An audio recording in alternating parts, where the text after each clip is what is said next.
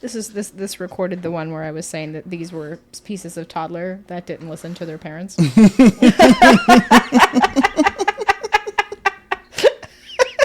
So it says, I forgot about that. so it says, yes, baby, I see that. That's more. That's great. Okay, let's go. Thank you. Yes, it is still raining. We can go get wet. Or, no, we can't. Okay. Do you want that? Or you want that instead? You were actually looking at that over there. Originally, they were in the section yesterday that were, I was talking to you here. Mm-hmm. Why are you here? If we leave you here, you can turn into one of those things. They'll tan you, okay? Do you want one?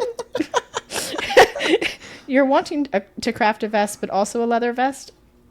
Oh, my vests are sheep. I don't really like it. We're going to check out and go home. Well, that's too bad. We don't live here. I mean, it feels like we live here, but we don't.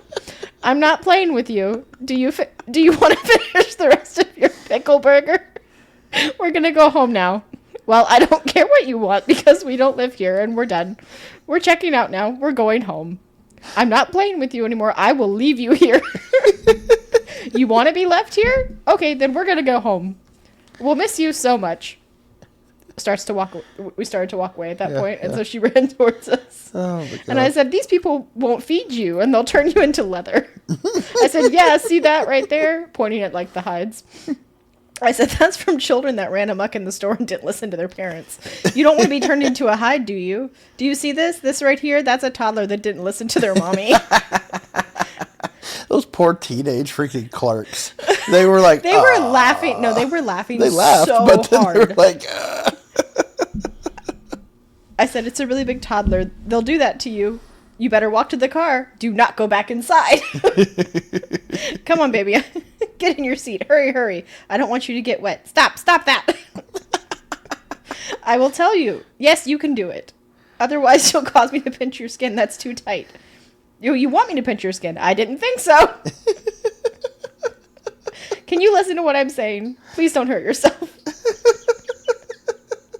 We can go back to the store and turn you into a hide. Jesus Christ. Life with 3-year-olds. Yes, life with 3-year-olds and a leather star. Oh, man, that's funny. I love voice to text sometimes. Yeah, that's pretty good. Yeah. That was a fun day. That was a fun day. But yes, you're right. The like clerks in the store, they were so funny. And then teenagers. And then she was hiding in the belts. Oh, was she? Oh, did you not see that? She was hiding behind all the belts. And she goes, "It's like a curtain." I was like, "Yeah, baby, it's like a beaded curtain." And she goes, "What's that?" And I was like, "You're too young." Too young to understand the 70s. I mean, we're both too young to understand the 70s, but yeah. I did have a beaded curtain as a child. It was black with a either a white or a silver moon on it. I don't remember. I was really into it.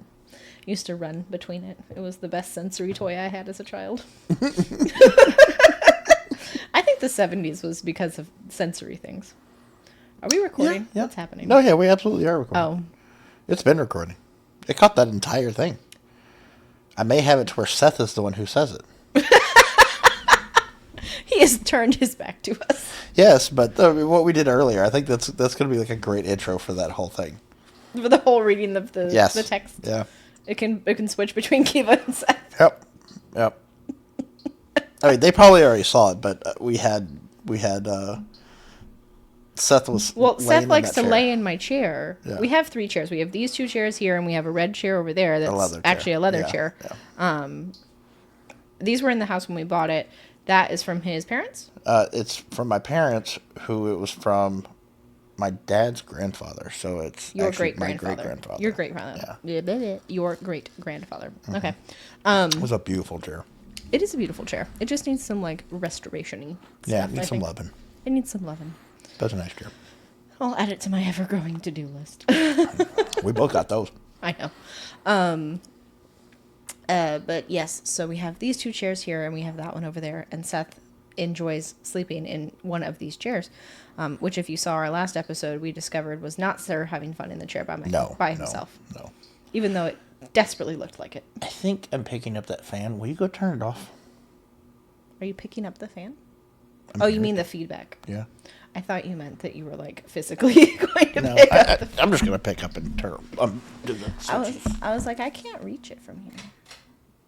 Oh, now it's gonna be so stuffy. Oh, that's a weird noise. It's off now. There we go. I no longer hear the electrical noises. Yeah, that's better. I'm sure people probably appreciate that. Yes. Now you just sat down and the wind chimes went off. Yes, because you put this mobile behind my head. Well, I don't know where else to hang it, so... That's, There? I don't disagree with you, but it needs to go somewhere.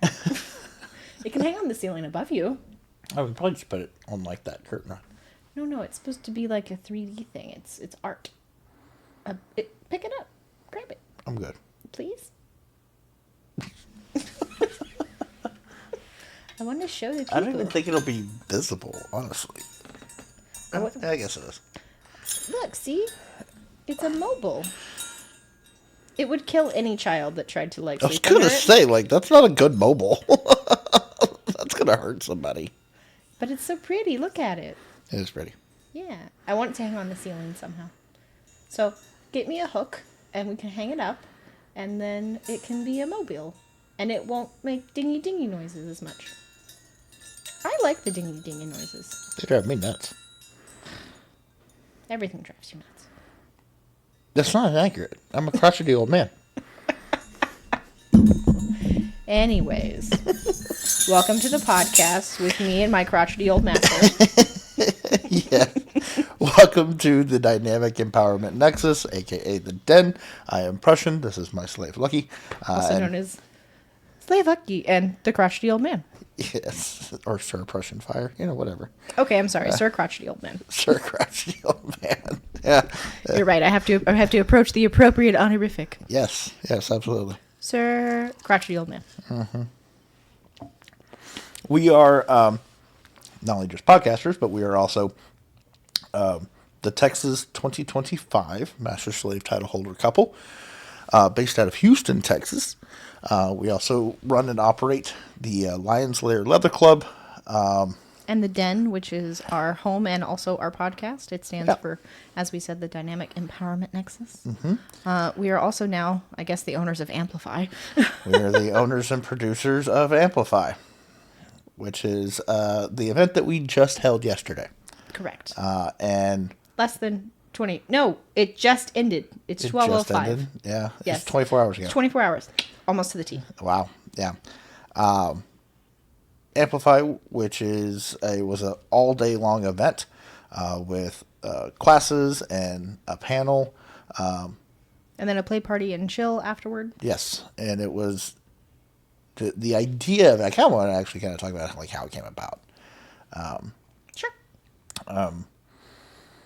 Back in December 2024. Well, actually, I think it happened before December. It was really It was because of solidified Wrath. in December. Okay, yes, that's but fair. we started having these conversations when we started announcing Wrath. And we started having these conversations with November, people. really. October, November timeline. Yeah, that's fair. That's fair. It was solidified. It was like we started having these conversations and we hypothetically were like, well, maybe this is a problem, but we don't actually know. Yeah. Yeah. And then it was solidified when the actual day came. And we And had we the conversations. and we had the conversations with people that were like 2-3 hours away. Yeah. Wanting to come in. People we'd never met before. Yeah, so we didn't even actually say what happened. So in December, we had Master Rat Daddy out of Austin, the 2019 through 2022 Heartland Person of Leather. Yes, I believe that's correct. 2021, 2022. I'm pretty sure it's 2022. I think it's 2022. Yeah. Yeah, because it was Him, then Twist. It was then Twist and then Velvet. And then Velvet. Yeah. Yep. So, Wrath he's a pretty big figure. He was a in the leather professional, community. like MMA and Muay Thai fighter. Yeah. He was a long time ago. Well, I guess not that long ago. He was heavyweight champion. A while ago. Amateur, Heavyweight champion. and all yeah. sorts of stuff. Yeah. Did boxing and lots of things. Has taught a couple of champions. Like. Yep, he used to own a gym. Yeah. For those purposes, and also is a horror author. Yes. He was also a very, very very well prominent, very well respected horror author. He was also my handler. Yes, he was also your handler when you ran for Heartland Personal Leather. Yes. In 2024, Yep. against Master Miss Velvet Steel. Yep. Who is now the our current international international person of leather. Yeah. But I was going to say he is also one of the funniest, sweetest, like beyond all of his accolades. Yes. He is also one of the funniest, kindest, sweetest men. Very proud, like very proud black man. Yep. I think he said yesterday on the panel he is strong. Strong, he is proud black man. Strong. Yeah, he is strong. He is black, and he is a man, and he is all three of those things. Yes. And I never I've always known that about him, but I feel like I really saw that from him yesterday. I completely agree, and I really enjoyed some of his comments on the panel. As far as like the to the leather culture, Marlon Brando and Tom Finland. Yes, those are not his idols. And his idols were Shaft and the guy from The Matrix, guy who played Morpheus from The Matrix. Yeah, I can't remember his actor's name, but like it was he had a list of, and it was just boom boom. I'm like, fuck yeah, that. We'll link the It's actually it's on the channel. It's on the channel. It's on the channel. Okay. It's I'll have it in the corner right up here. The entire panel is on our channel right now. I was saying from a TikTok perspective. Oh, so like if you're watching this on TikTok, we'll link it. I'll probably have the TikTok go. I don't know if we can have a 3-hour long TikTok. No. I have that section. Oh, okay. Yeah. As a TikTok. Yeah. So we'll insert that. Yeah. Insert that here. And as an adult, fuck that. As a leatherman, fuck that. Strong black man. In the leather community, a lot of our iconic imagery for leathermen comes from like Marlon Brando from The Wild Ones or Tom of Finland, those type of things. Those are not my idols. My idols in leather are Richard Roundtree and Shaft, a man called Hawk, Avery Brooks, even Lawrence Fishburne in The Matrix, Isaac Hayes, all right? Strong black men. And that's what I portray in my leather. Strong black man. Unapologetically strong, unapologetically black. And did I mention big? Right? Unapologetically big. All right? I don't diminish myself for anyone anymore. Yep. But basically, we started having these conversations. We started hearing from people in the BIPOC community who were very, very far away, that we had never met, never spoken to, never had any sort of inkling of existence. And they wanted to come and hang out and meet Wrath and see him and learn from him. Yeah. And have that resource. Yep. And so we started having more in-depth conversations between him and I and some people that we know within the BIPOC community about how there's not a whole lot of BIPOC center education in Houston, Texas, of all places, which is there's literally not a whole lot of like BIPOC representation as far as clubs. Correct. There's not. There's a couple of houses, a couple leather houses. And then there's some more, I guess, like swinger and play focused events. Yeah. But there's not a whole lot of like education and support and resources within the community. And so as we started kind of making these conversations and started having these conversations together and amongst some people that we're blessed to know within the BIPOC community, we started kind of coming to this, well, what can we do to help fix this problem, or what can we do to help support what some steps, baby steps. Yeah. What started as baby steps, right? Yeah, it started as baby steps. It completely got out of control at one point. Yeah, we were like toddlers inside a crib who didn't know how to walk. And then we next started we were crawl. driving. No, we started to crawl a little bit. And then all of a sudden we went crawling to walking to driving. We skipped running. Yep, We no, we, we just- we skipped track. We skipped all of high school. We went straight to driving in college. Yeah, It was yeah. very weird. It was very weird. So what we thought about doing originally was that we were planning on doing a couple of days at the Den, which was what we had Yeah, planned, so- which is all day education. We've talked about where we those kind invite of people before. in, and then we have a party that night. Yeah, we last had one in April, and that was our Birthday Our and fire. it was our birthday. It was our birthday of our club. Yep. It was our first actual event here in our home. And we did a bunch of fire play classes and Yep. had people out for fire, which also is not a big thing that's taught in this area or in general. No. So a bunch of fire play and body fire classes, and then we did a play party. So very similar setup to what we did with Amplify. Yep. And so we were like, okay, well, we can just do that, but make sure that we're focusing on BIPOC representation Correct. and presenters. We were the location, and I guess kind of like the liaisons, but we were not the voice. That's what it ended up being. Yes. What we were planning on doing was just having BIPOC presenters come in, Yes. share their experiences, do a play party, and maybe have some connections happen. We weren't even going to plan a panel or anything No, like that. no. That happened.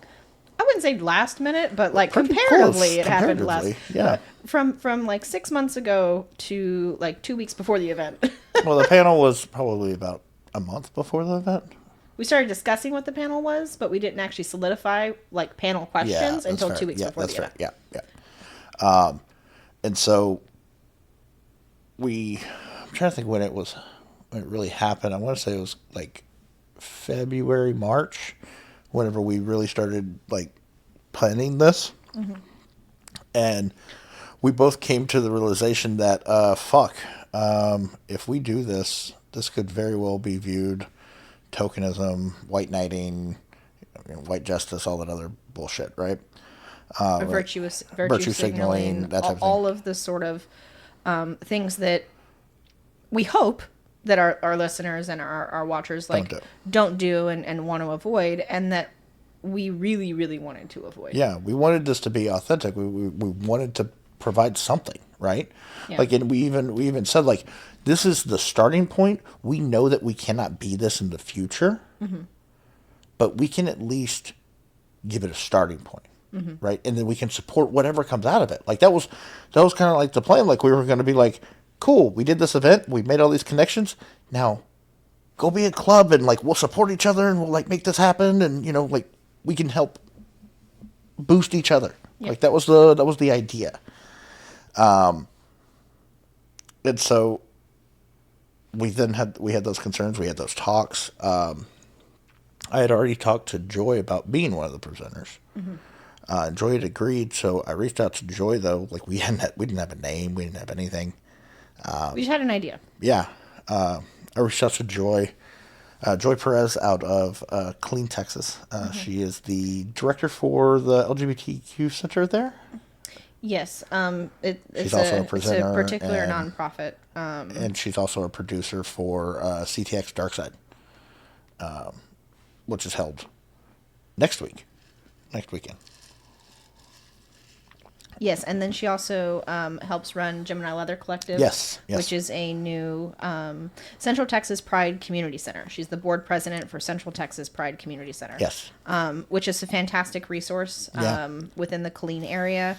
If you are looking for The any sort of information, Fort Killeen, Cabazos or Fort Hood. I heard that it changed its name back to Fort Hood, but Fort Cabazos. but or that Fort Hood, area, whatever. but if I remember correctly, they service like that general. Well, yeah, it'd be like, anywhere outside that. Coppers Cove, Killeen, Harker Heights. I don't know I think it's Harker Heights. I could be wrong. Yeah, it's CTPC. So And their then- mission is to advocate for LGBTQIA+ rights, inclusivity through education, awareness, and also collaboration. Belton and Temple as well. Yeah, so we'll link Yeah, their we'll link that up. their stuff. They actually just put on the Greatest Little Pride in Texas. Yes. Yeah, they did. Yeah. I think And next weekend she's doing CTX Darkside, correct. which is another BIPOC event that's been going on for a while. And hopefully it goes really well. I know they have a lot of people coming. That's going to be a lot of fun. Oh yeah, they have a lot of established connections there. They do 2 events a year. They do this one, and then they do Kinky Harvest. Kinky Harvest. Yeah. Hopefully we're able to make Harvest. I want to make Harvest. I don't know if we can. We'll see. Anyway, so reached out to Joy and was like, "Hey, I don't know what to do. How do we make this a reality? They're Kinky barbecues this weekend, July 11th through 13th. Okay. And then I'm gonna get their other ones while you're talking. Yeah. How do we make this a reality? How do we do this without it coming off as, tokenism or, white knighting, any of that shit? And she was like, okay, well, tell me what you're wanting. Tell me what the goal is.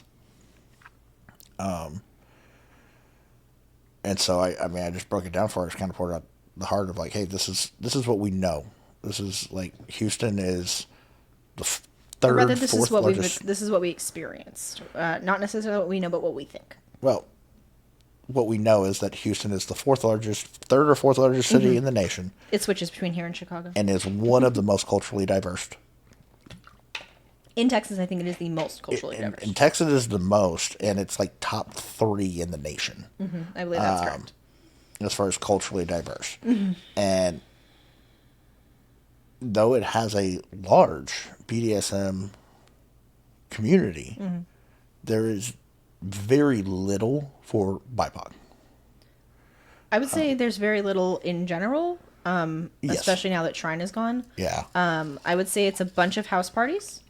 It's a bunch of you have to know someone to know someone. But I'm even talking like pocketed areas. I'm even talking about like what we've witnessed going to the ripcord. Yeah. What we've witnessed going, just looking at the groups around here. There's a lot of Latino representation. Mm-hmm.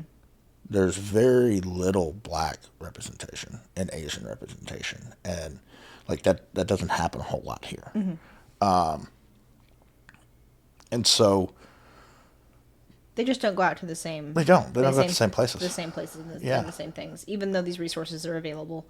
And we started kind of having conversations about why that is, and we had some really great talks with Mr. Everest, who is one of the leaders of Houston Voices of Unity. He's the leader and founder. Yeah, he's the leader and founder of Houston Voices of Unity, and has a couple other people helping him out with that now. Yep. And so we talked with House Ascension about it. Yeah, with House Ascension, with Scarlet, with Scarlet Slave, her family. And her family, and Lady Aspirin from Houston Black Bunch. You're skipping ahead. Lady Aspirin was later. You're right. Yeah, we started. So it was Joy, Everest, and then House Ascension. And the House Ascension, and then also Nick Daring. Yeah, and Nick. Yeah, and so Joy ended up giving us the name, because that was another part of that conversation. Was like, I don't even know what to call this. Like, what do we even call this that doesn't sound like bullshit? Mm-hmm. And so Joy gave us the name Amplify, because that's the goal. Exactly. That was the goal. Amplify. Amplify BIPOC voices in leather. And we're like, no, that's it. That's absolutely fucking it. Yep. That's it. And so we started putting the media together and everything else, and I wrote up a long post because I kind of wanted to get ahead of it, as far as if there was going to be any like concern for that, right? Because I am obviously white and you are white passing. And wanted to put basically what our heart was, like what we're shooting for, right? And so I put that out, and it took off. It's amazing what happens when you recognize a need, recognize that the need is not being filled, recognize that maybe you can help, even just a little bit. Take what resources that you have, be vulnerable, be uncomfortable, and ask for help. Yeah. Yeah. And that was pretty much what we did the entire fucking I have my thank you post, and in it I talk about step one. And step one was be vulnerable, be comfortable being uncomfortable, ask for help. Step two is adapt and overcome, because we did a lot of that. Yeah.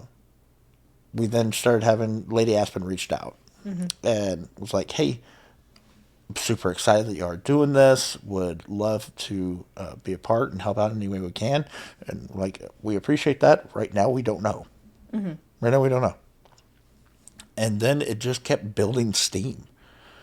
It People started going to Lady Aspen to ask questions because she was having these conversations Yeah. in these spaces that we Yeah. weren't in. Yeah. And then rather than trying to like answer them without knowing, which a lot of people would have tried. Yeah. Aspen was also vulnerable and been like, you know what? That's a great question. I don't know. I'm going to ask them. I'm going to ask. Yep. And so she started out almost like a liaison because she runs Houston Black Munch. She's the founder and owner of Houston Black Munch. And then was previously on the board for Houston Urban Kinksters. Yes. Yeah. Which is another group here. Yeah. And so that just kind of started. And then I don't remember what the post was. I think it's whenever we like put out the dates or something like that. And Buplek Allen from Coil, which is Council of Indigenous Leather. I think it was actually when we started putting out kind of more About ticket prices Yeah. and expectations and sort of Yeah. like basic schedule lining. And they asked us, or he asked us, Boot Black Allen out of Colorado, part of Coil, Yeah. which is Council of Indigenous Leather. And he asked us, is there any Is there any way we discussions can happening? sponsor?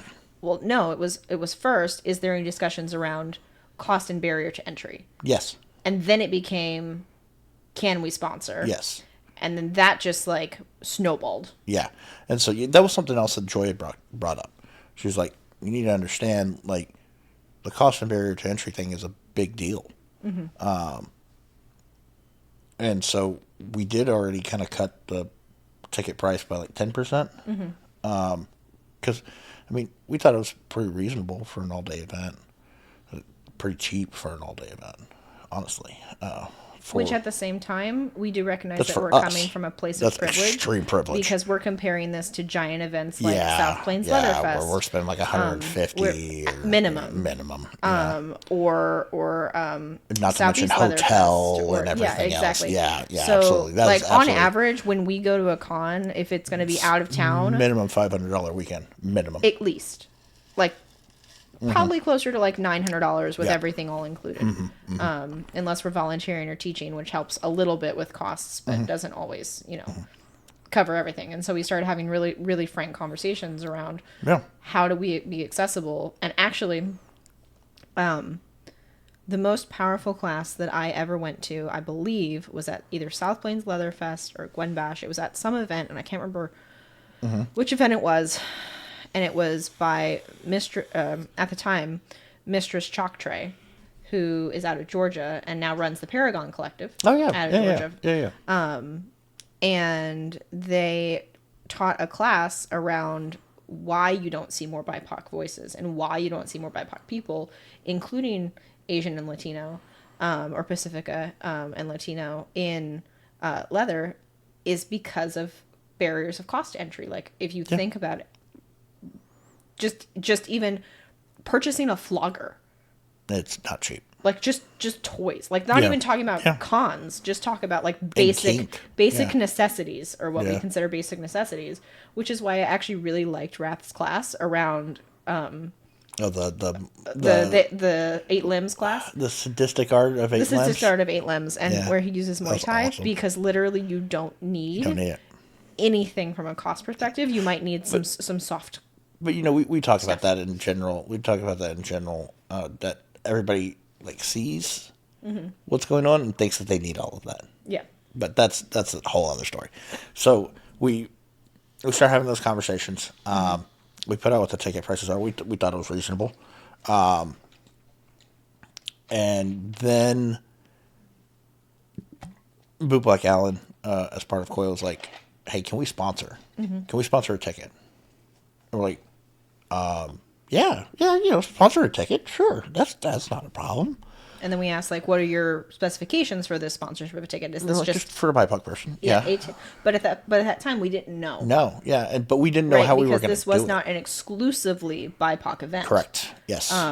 Well, because we opened this to everyone to come and hear those BIPOC voices. Because that usually was part of it. We wanted that community aspect. Yes, but it's not even necessarily the community aspect. It's because a lot of the time, BIPOC people already know this. Exactly. They don't need to hear it exactly, again. Exactly. That's what I was going to say. A lot of the time, I hear a lot of BIPOC people say, well, and even on the panel yesterday, it was like, why haven't you come to our munch? Why haven't you done this? Why haven't you done this? But like a lot of the time, it's like, I recognize my skin color is triggering. I don't want to take up your affinity space. Right. And so in this particular situation, we had a lot of conversations around, well, who are we inviting to this? Who are we opening this up to? And every BIPOC person we spoke with was like, please make sure white people are there because they're the ones that need to hear the message. Yep. We are not the problem. Yeah. Yeah, they already know the message. Exactly. And so that was a big main focus is who is this ticket for? Yeah. And can you write us up a thing? Yeah, exactly. And so that cascaded like legit rock slide style. It avalanched. What started as a little snowball. And Alan, I blame you. It's all your fault. Good for you. We love Alan. He's good people. Absolutely. It just snowballed. It went absolutely insane. It then became the Carter Johnson Library. Well, after that, it was Vision. Oh, yep, it was Vision. And they did 2 tickets, I think, right? Vision did one. Coil did one. 7 did the furniture. The furniture. Houston Voices of the Unity did one. Then the Carter Johnson Library reached out and wanted to do 6. Yeah, I was like, they did 6. Then Houston, Black Munch, and South Plains combined. Yep, and they did a general sponsorship. To do a general sponsorship. Then Bren and Sky with Leather Church of North Cal reached out. Bren and Sky, they're amazing people. They're the previous Northwest 2024 Yes. Northwest Master Slave couple. Yep. Absolutely amazing people. They reached out and were like, "Hey, we'd like to sponsor the presenters." Yep, we'd like to help cover some gas price costs for them. Yeah, which was because all of our presenters thankfully didn't have to fly in from anywhere. Correct. They were all driving. Yeah, and they were semi-local. Like the farthest was probably Joy. Yeah, a couple hours. Yeah, and so it just kept going and going and going. We had sponsorships up to literally like the day before. Yeah, it was like almost the day before. Someone contacted us. No, yeah, someone contacted us. It wasn't the 4th. Was it the 3rd? It was Okay. the 3rd. Yeah, someone contacted us the day before, and we finalized it on the 4th. We finalized because they it on the 4th. contacted It was us on that the 3rd, morning. and it was Yeah. finalized the morning of the 4th. And our event was on the 5th. So we literally had people. We gave out our last sponsorship at the desk. Yeah, we did. Yeah. We gave out our last sponsorship at the desk. To someone that just heard about it and just kind of showed up. Yeah, they had talked to, I think Nick. It was Nick that they had talked to. And Nick was like, yeah, come on. Yes. Yeah. And so it just cascaded. Topside, Subport, and Ethical Polyamory of Bryan College Station. They donated 2 tickets. It went crazy. Absolutely insane. And insane by our standards. From what started out as like a hypothetical discussion to a teeny tiny idea of like, maybe we can help a little bit. Let's baby step it. To this like, okay, this is now bigger than we thought it was going to be. By insane, I mean like it got international attention. Yes, and the panel especially that we... Well, we're getting to the panel. The panel we're going to talk about last because that was... that's a whole other story. Okay. So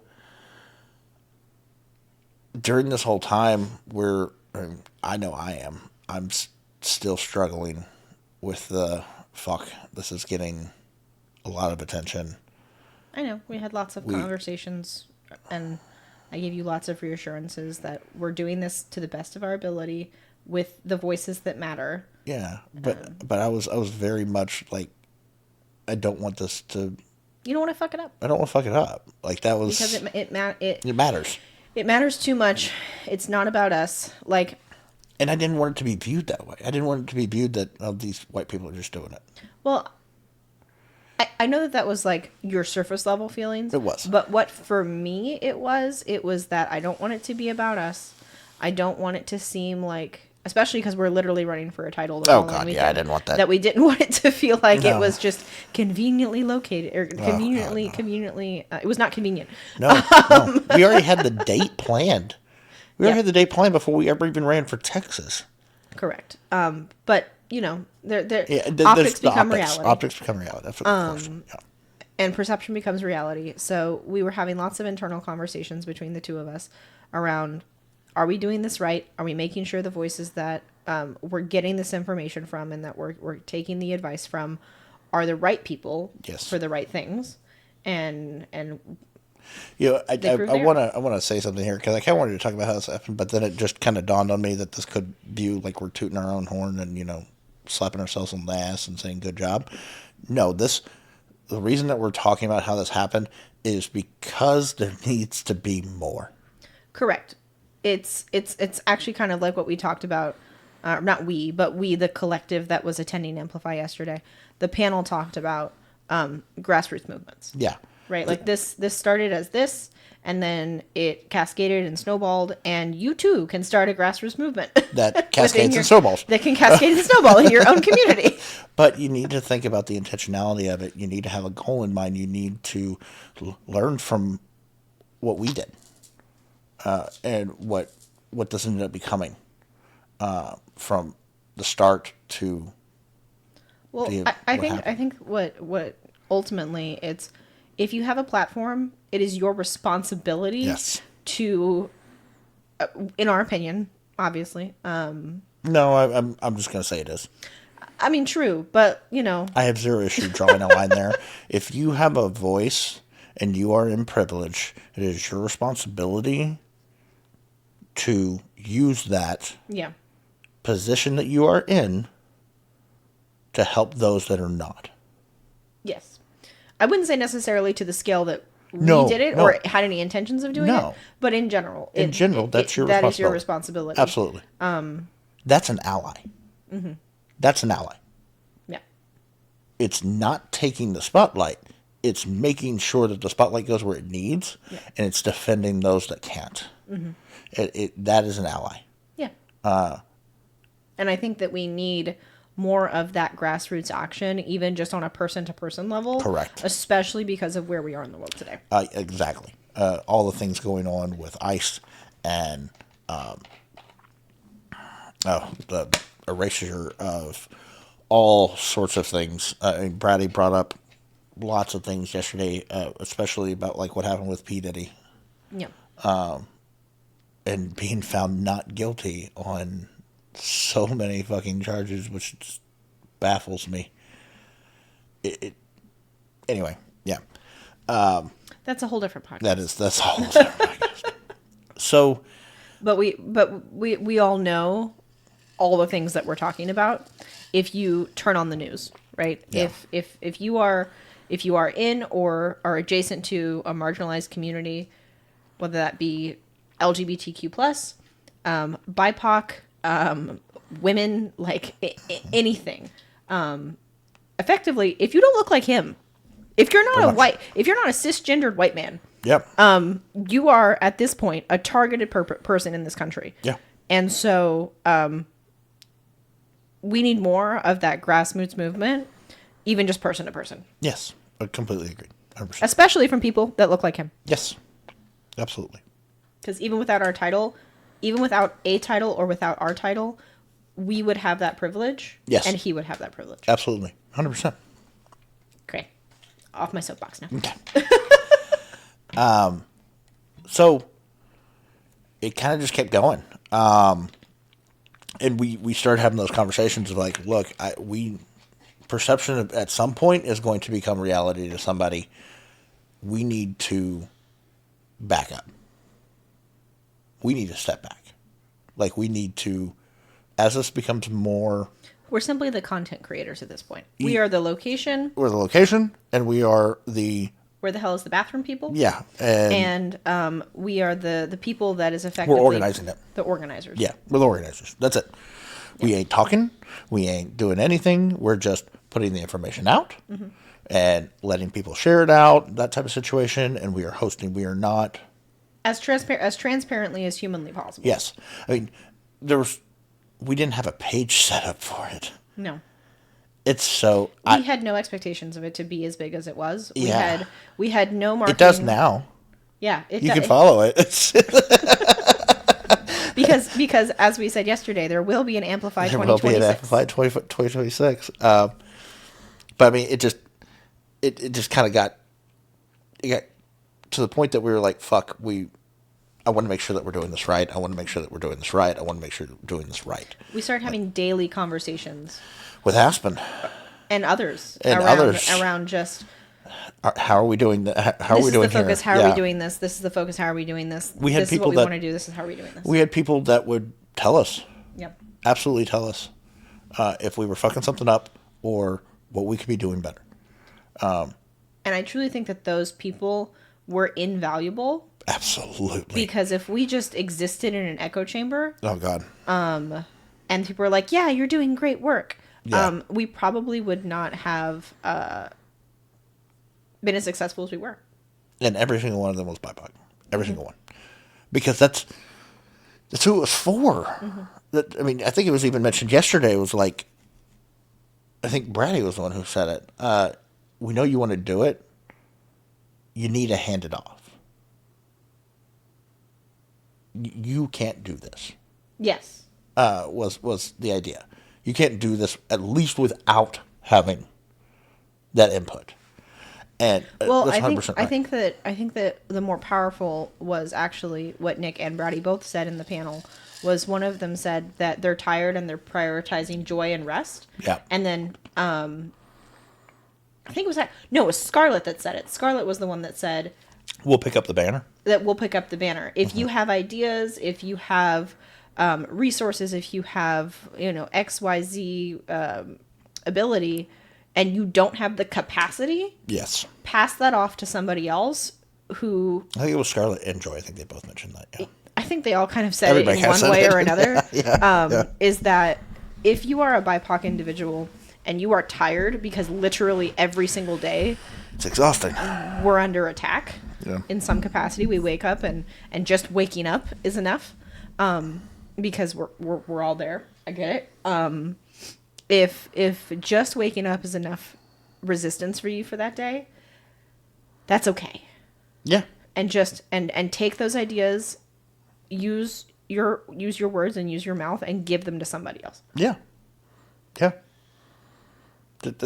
You don't have to be the spotlight. I don't even think it's about being the spotlight. I think it's that people feel that they have to keep fighting. They have to keep doing this. They have to whatever. But my thing with that is there's also some selfishness, and I'm not saying it's coming from BIPOC. I'm saying it comes from everybody. There's some selfishness of whenever you have an idea, you don't want to let it go because you're the one who wants to do it. Like, that's your brainchild, your baby. Yeah. Right? And I'm not saying that that's wrong. But there comes a time where you need to have some self-fucking reflection and realize that you don't have the spoons for it. Mm-hmm. You may have a fantastic idea. And there are definitely people that are idea people. Hi. And there are people that are make those ideas reality people. Hi. and you have to have both. Mm-hmm. You have to have both. And so that we used, I mean, honestly, I wish I could call all of them staff. They're not all staff, but I wish I could call them all staff. You're wearing Dallas Eagle and I'm wearing Eagle shirts. And I looked at my Dallas Eagle shirt and thought about wearing it. Shout out Dallas Eagle. Shout out Austin Eagle. Love y'all. That was funny. I just realized it. Yeah. So we had those conversations, and then we started having daily conversations with Aspen. Sometimes hourly conversations. Hour, yeah. And she's calling us on shit, and I'm like, okay, yeah, got it, okay. We're running ideas by her. She's running ideas by us. All this stuff. And at some point, I'm like, she's fucking staff. she's part of it. She doesn't have an option. She's getting her leather cherry broken, voluntold. You're part of this shit now. And we then had the conversation about the panel. And we were like, okay, well, in our mission of we're not at the front of this, we're not speaking. Yeah. Aspen, would you moderate? And would you moderate an MC the event? No, we first started with moderate. Yeah. And Aspen's like, yeah, absolutely, I'd love to do that. Which she'd never done before, so that takes a whole lot of courage to be like, yes, I will do this thing on live. Yeah. Well, that wasn't even decided yet. No. And so it then continues to build more steam. We sold out 2 weeks beforehand. From a non-sponsorship perspective, yes, we sold out 2 weeks beforehand, and then we opened it back up. And then we had to open it back up because we were like, well, I guess we could fit more people. We could move some stuff around. We could do this. We could do that. I was like, fuck it. We're gonna make this thing a thing. Let's just fucking do it. And as it continued, we're like, okay, we need to not. Literally, we are just support role only. That's it. Yeah, before the event, we're pushing the message, pushing things, giving people the people, because people can't share things if there aren't things to share. Correct. And so we're the people creating the content. post, the content, the whatever. But we're not handing disseminating we're not disseminating the information. We're handing it off. We're handing it off and hoping that it falls on the ears that it needs to. Mm-hmm. And then we talked to Aspen, and that's when we had the conversation of hey, so you're already the moderator. Want to be the MC? Want to be our master of ceremonies? And, and they're like, yeah, I can do that. Again, something they've never done. Something they've never done, and they did a great job. They did fantastic. I'm so proud of them. It's so good. And, I mean, just kept going. And then I think it was the week before, we were like, this panel has the opportunity to be really awesome. Well, what happened is that I was sitting in the library doing something, and I started looking around at all of our equipment, and I was like, no. And then I came to you and I said, we need to do the panel live. We need to record it. We need to do something. No, you said because we have the ability. You said we should do it like a Google call or a Zoom or something. I was like, yeah. Okay, yeah, we can do that. And because we weren't thinking about opening up the panel outside of the event. No, we were just going to have it as in the event. And then I was like, well, why not? Yeah, and I was like, yeah, we have all the equipment. Let's do it. And then that got ridiculous amounts of attention. And thank you again to all of our panelists who agreed to thank y'all so much to sit and be vulnerable. Yeah, live. Because they got some canned questions. They weren't canned. They were difficult. Yeah. And again, you can watch the panel. They had some pre planning ability because a lot of these questions were really heavy. Some of them were really heavy. And so you don't want to not have an appropriate response to them. Correct. So we had about 15 questions that Lady Aspen graciously came up with. Yeah, 15 questions that Lady Aspen graciously came up with before the panel and shared with our panelists. To get things rolling. To get the conversation going. And then we're like, God damn, her questions, they were so fucking good. They were amazing. And then we were like, well, we're going to do this live now, so y'all are also going to answer live questions. Well, we asked them. Well, yeah, before we ever put it out. Yes, before we are. Yeah, that's what I was was saying. I was saying, like, we obtained their consent and said, this is what Yeah. we're planning on doing. Are y'all okay with Are you that? cool with it? And then if are you anybody also says okay no- with these live questions? Well, I was very particular about it Yeah. because I didn't want anybody to feel that they were peer pressured. Correct. And so I went to each of them individually. Correct. Yeah, it wasn't in the group chat. No. I went to each of them individually and said, hey, this is what we'd like to do. I am asking each of you individually so that nobody is made to feel that they are on the spot. Yeah. You can absolutely tell me no. I know this is like last minute and you may not be comfortable with it. That is perfectly fine. That is an acceptable answer. We have zero issue with Yep. it. It'll be fine if you don't want to do it. Every single one was like, no, let's do it. It's almost like consent under duress isn't consent. Exactly. Exactly. But every single one of them was adamant, like, no, yes, please, let's do that. Yep. Let's do that. Y'all are fucking amazing. Love y'all so much. I did not envy you. Oh, my God. For some of those questions, especially the live questions, I did not envy you. Yeah. They handled them with grace, and they're so fucking awesome. And so it was originally going to be a Zoom. Yep. Zoom goes up to 400 people.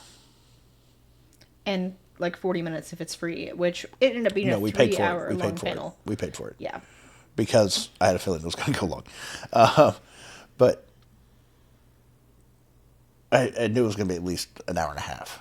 We had planned it to be an hour and a half. Hour and a half. And it went twice that long. Oh, I planned it to be an hour, but I gave the grace for an hour and a half. Because Yeah. I figured that we might have some questions, that type of stuff that may go over. So, Trying to get through that many questions with that many panelists. No, it ain't gonna happen. Even just the canned questions. yeah. Yeah. So, we put it out. We were going to do it on Zoom. The amount of interest in that snowballed to the point that I was like, the day before, like we are in the final hours. And I go, we can't do this on Zoom. There are too many people. Too many people. We have to broadcast it. We got to put this on Facebook. We're just going to go Facebook Live. Yep. We're just going to go live. Fuck it, we'll do it live. That's where I'm at. That was my favorite thing yesterday because like I was sitting in the audience watching the panel in person, but I was also watching it on my phone to make sure like, Just the boom, video boom, boom, didn't boom, go boom. down or something. No, my favorite was one, watching people join and ask questions and all the that stuff, but it was Wrath and all the stars in his speech because Because he kept cussing. because Facebook Live does like closed captions. It does, yeah. And so it was like da-da-da, star, da-da-da-da-da, star.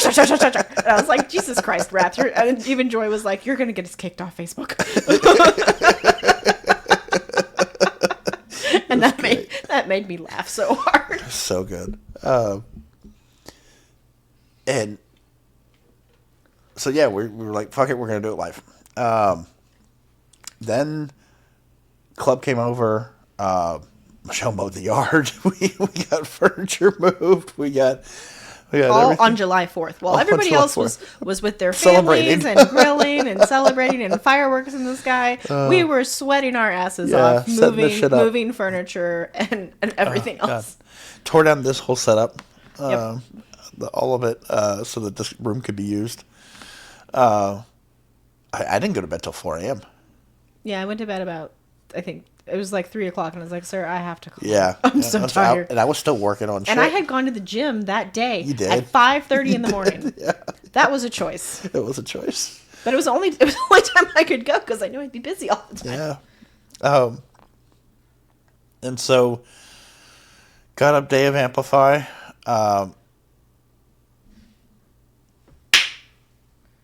We're like in the red 90% of this conversation, just so you know. What were you clapping at? So you had a place to edit this out if you need to? Oh, it's fine. We're fine. Okay, because I don't know. Maybe the sound quality is weird in the red. No, you start peaking, but I can adjust that. Okay, That's easy. never mind. Don't edit that. I mean, you can Yeah. edit it out. I don't care. It's fine. You're good.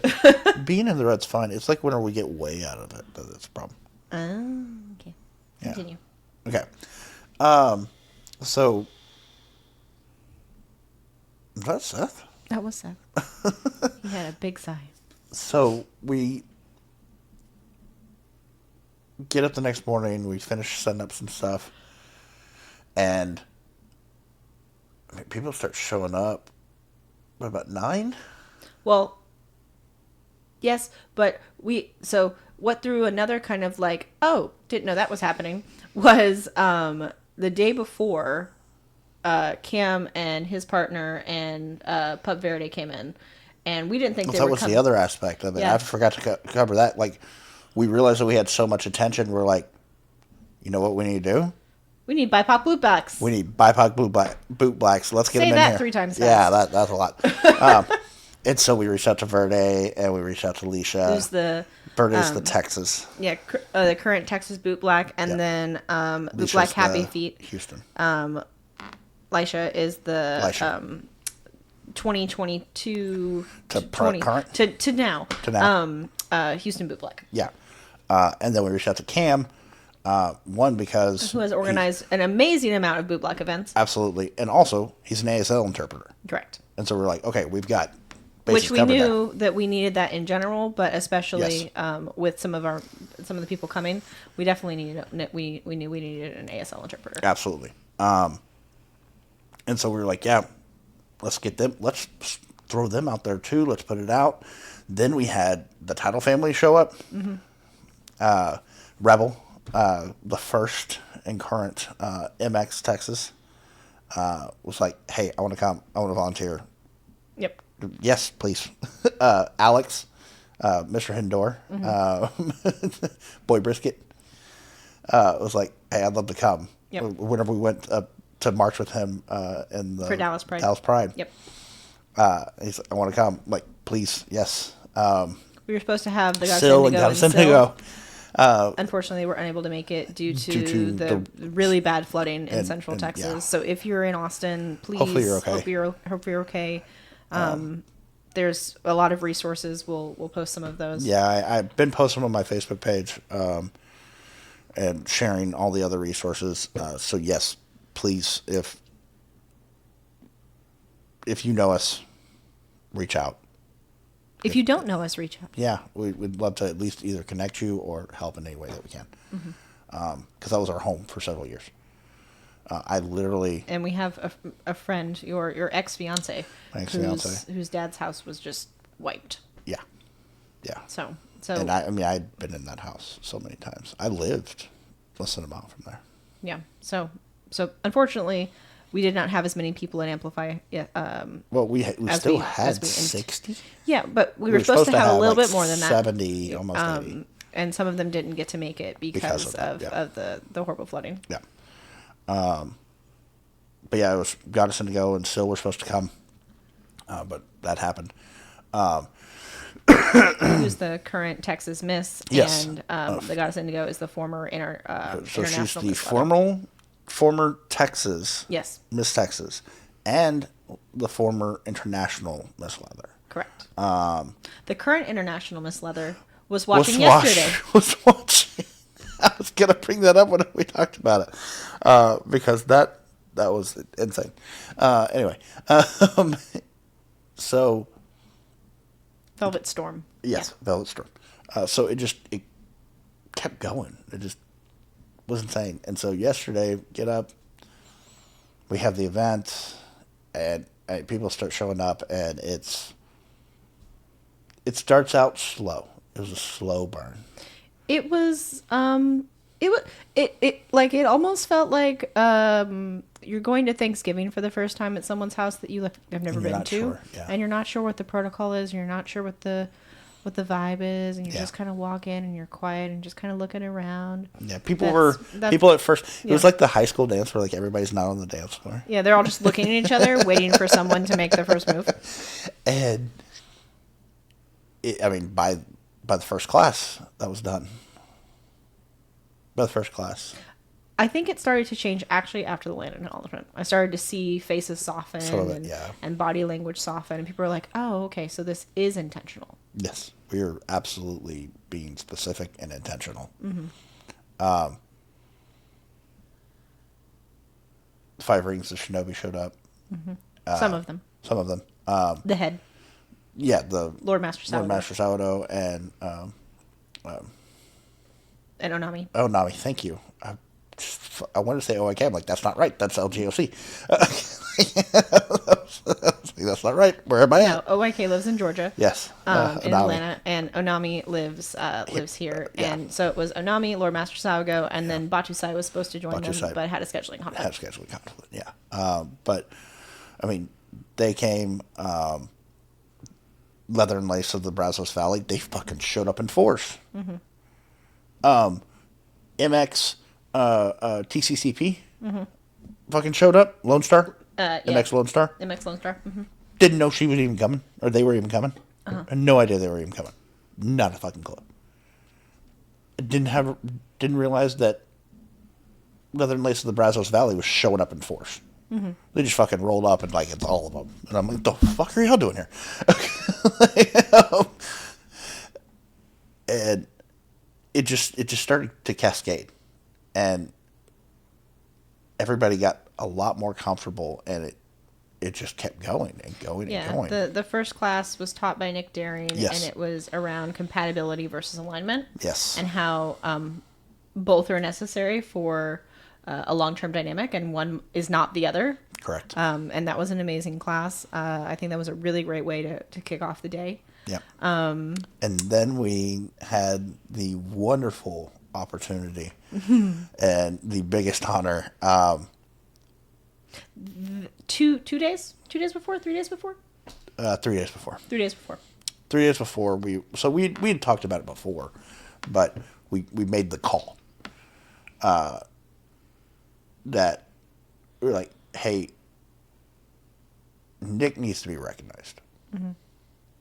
Nick's been in the community, been teaching, About 6 years. and nationally, like going all over the place. Last year, I think that she went to every big con. Yeah, she's also been part of Leather Girls of Color. Is the Sergeant at Arms She's for the that. current Sergeant at Arms, yep. Like, she's been doing shit, and she has not been recognized in leather. She's not been blessed in leather. Quote unquote, blessed in leather. Yeah. And so we reached out to LGOC. We reached out to OYK specifically. OIK, who's the president? Current We reached chair. out to OYK Current and then chair. her mentor, Onami. Yes. Yeah. And said, this is what we would like to do. Didn't want to step on your toes if this was something Yes. that you had been planning on doing for her. Just want to ask. But this is something that we want to do, and would love your input on, would love your permission to do, would love any thoughts that you have. Do you think this is a good idea?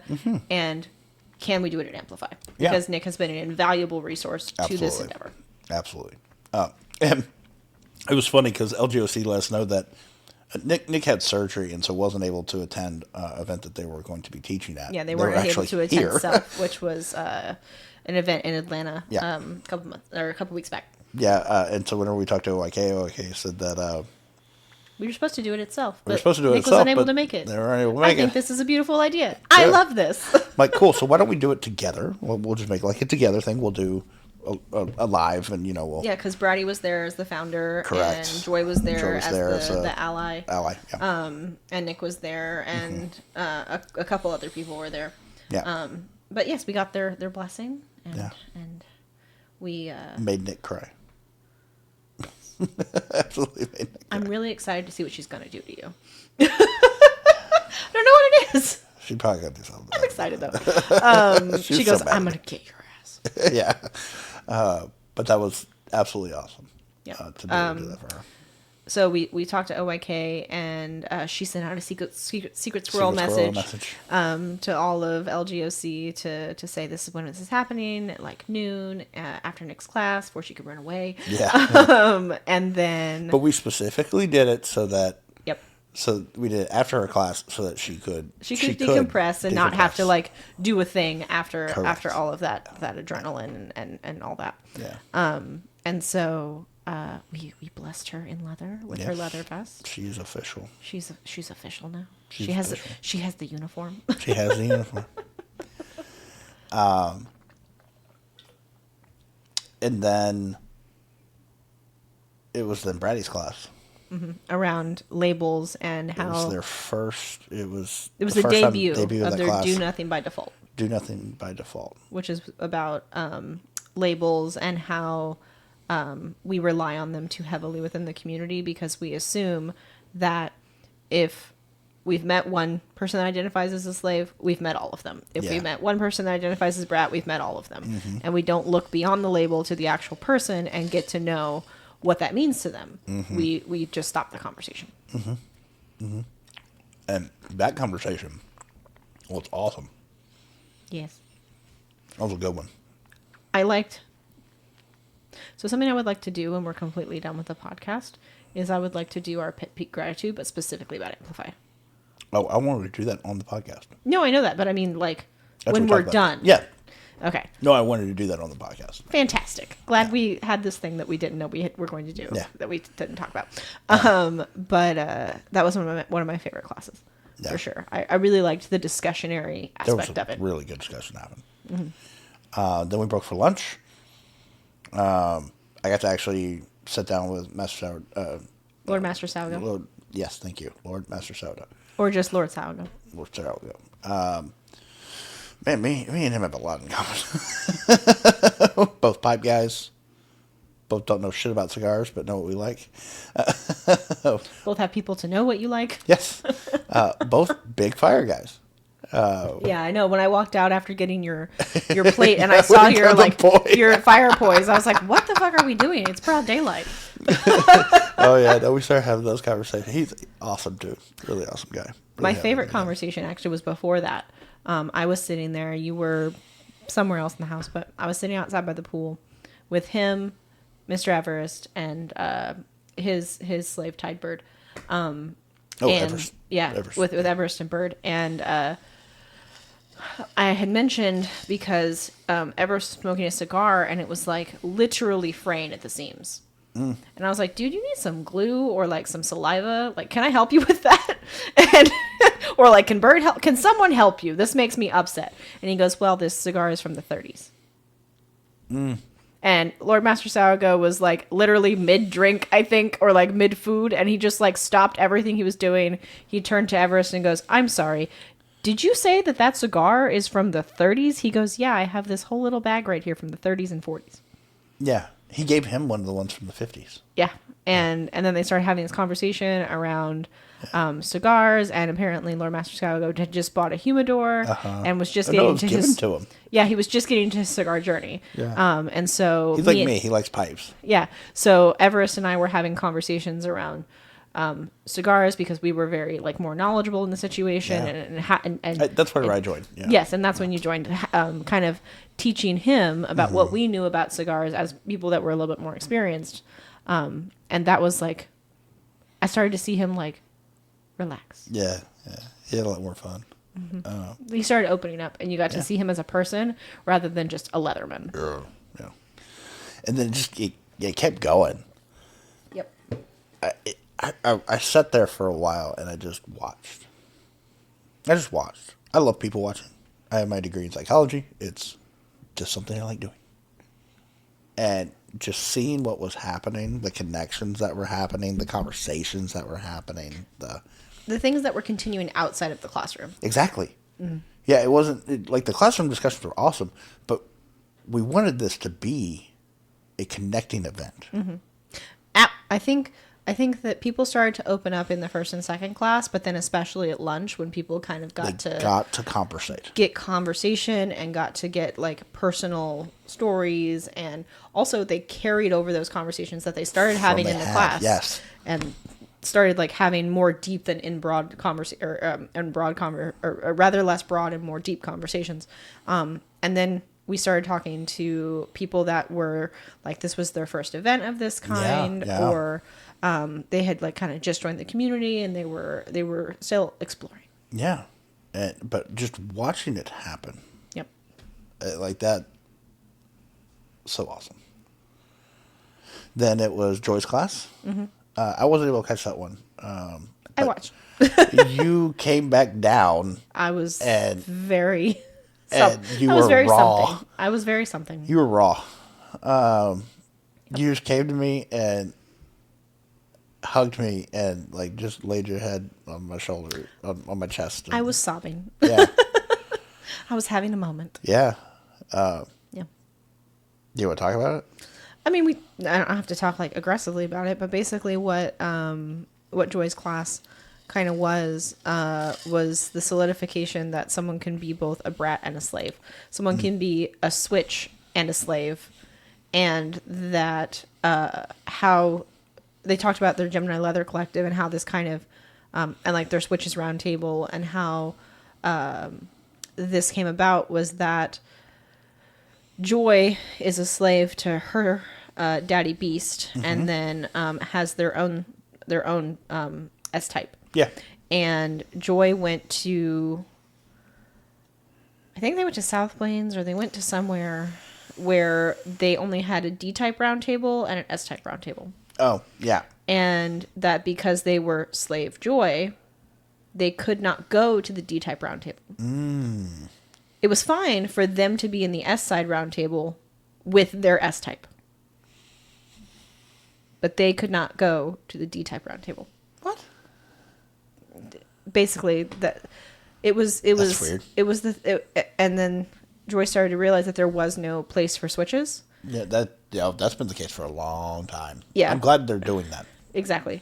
Like And the that, Gemini Leather Collective, where that popped up, I'm like, fuck yeah, do that. and then also that the words out of Joy's mouth were very much the words that we have said, that you cannot be both a brat and a slave, and that she was told that they aren't MS, that Yep. she's not a slave, that he's not a master because he allows her to speak this way, and all of these. Yeah, the conversation that we had. Yeah, well, Yeah. that started in That started up there. Yeah, it started Okay, up there, in class, and then it kind of just snowballed throughout the day. Yeah. Oh, yeah. Yeah. But that's why I was so That's because upset, you were because validated. I was both validated and mad, Yeah. and just like also just all the things of like hearing. Now I might cry. You can invalidate me all you want. Oh, yeah. I can take it. Yeah. But when you start Invalidating others. invalidating other people in front of me, Pisses you off. I will kill on this hill.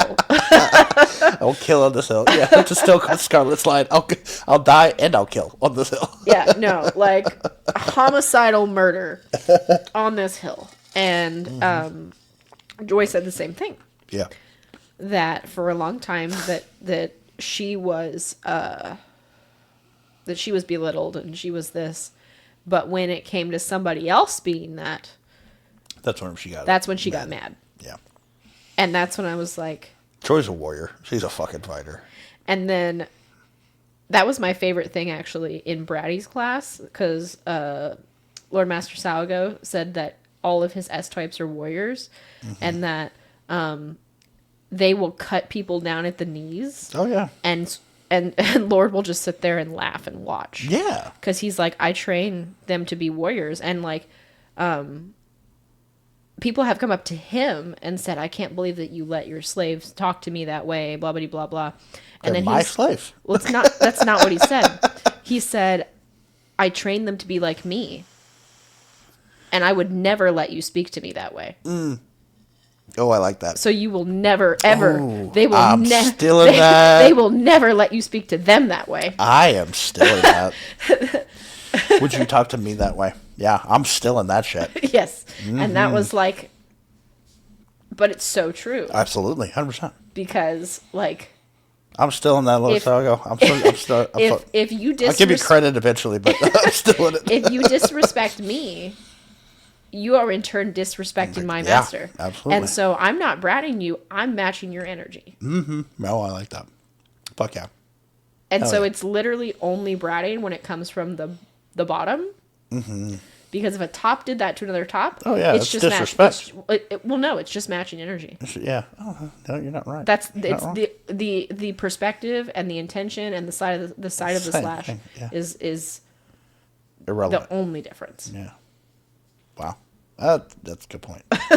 I like that. And so he said, my S types are warriors, and they will cut you down, and I will laugh while they chew on the pieces. Yeah. Yeah. I like it. He said that they're strong and independent and capable, and I would not want anyone who was not strong, independent, and capable. Exactly. That is a whole conversation that I have had numerous times. Yep. But just hearing those things out of other people's mouths. Yeah. It pushes it. Pushes it to another level. It was like, okay, I've been strong all day. I have to go cry in my master's arms because I'm so mad right now. Yeah. And if I had a wall, I'd punch it. Yeah. But they're my walls, and I don't want to fix them. And Sir will be mad if he has to drywall patch the wall. So yeah, I just came downstairs, and you started to ask me kind of questions. And like, I nope. don't go nonverbal very often. At all. Usually when I'm not talking, I'm sleeping or I'm in subspace. Oh, that's fucking true. Rude. I love you. I love you too. But I just went up and I just wrapped my arms around you and I just laid on your chest and I just cried and you're just like, "Are you okay?" And I said, That. and you said, "You want to talk about it?" And I was like, "Mm-mm." I just nodded. And then you were like, "Is everything okay?" And you were like, "Is this good?" And I was like, Eh?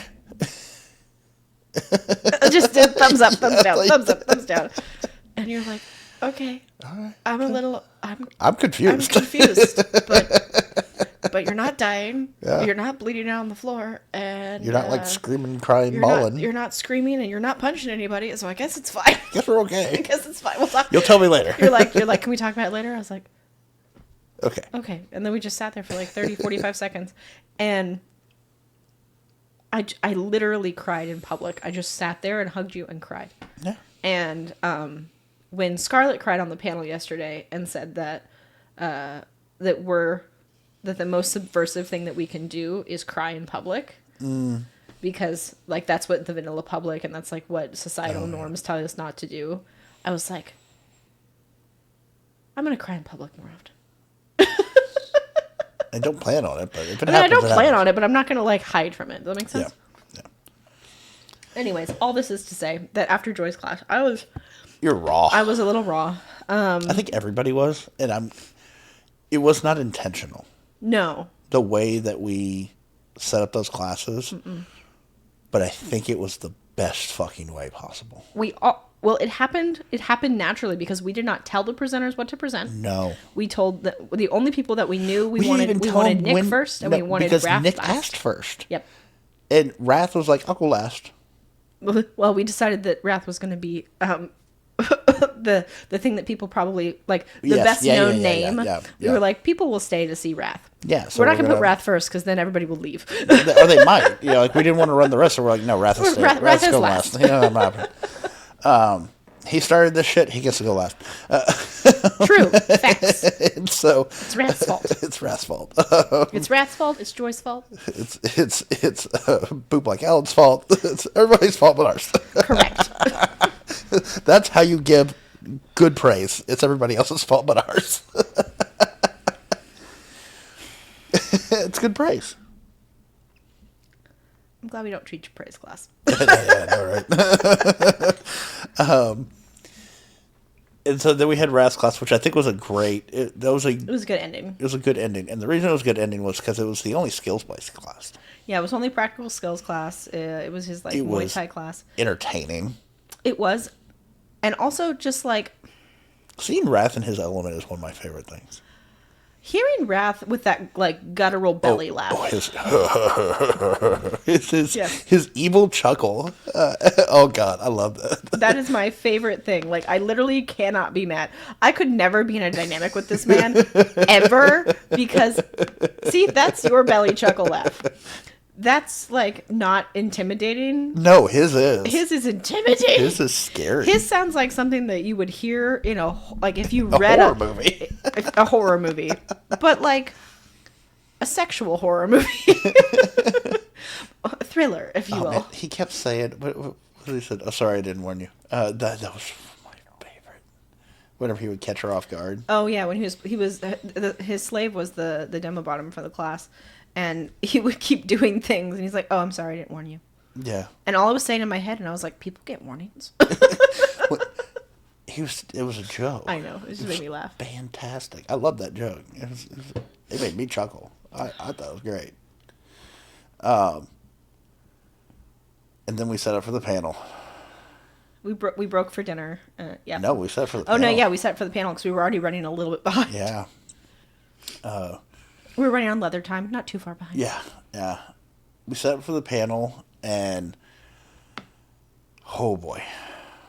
I think that people really needed that like reprieve though from all of the really heavy like emotional and mental lifting of the 3 classes before. Yeah. And then they got to have Rath's class where they didn't have to think a whole lot.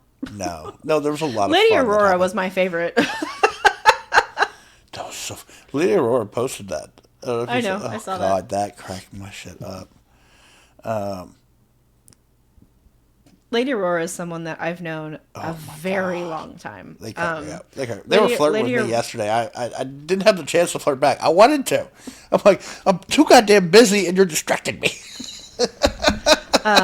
Lady Aurora is someone I've known for a very, very long time.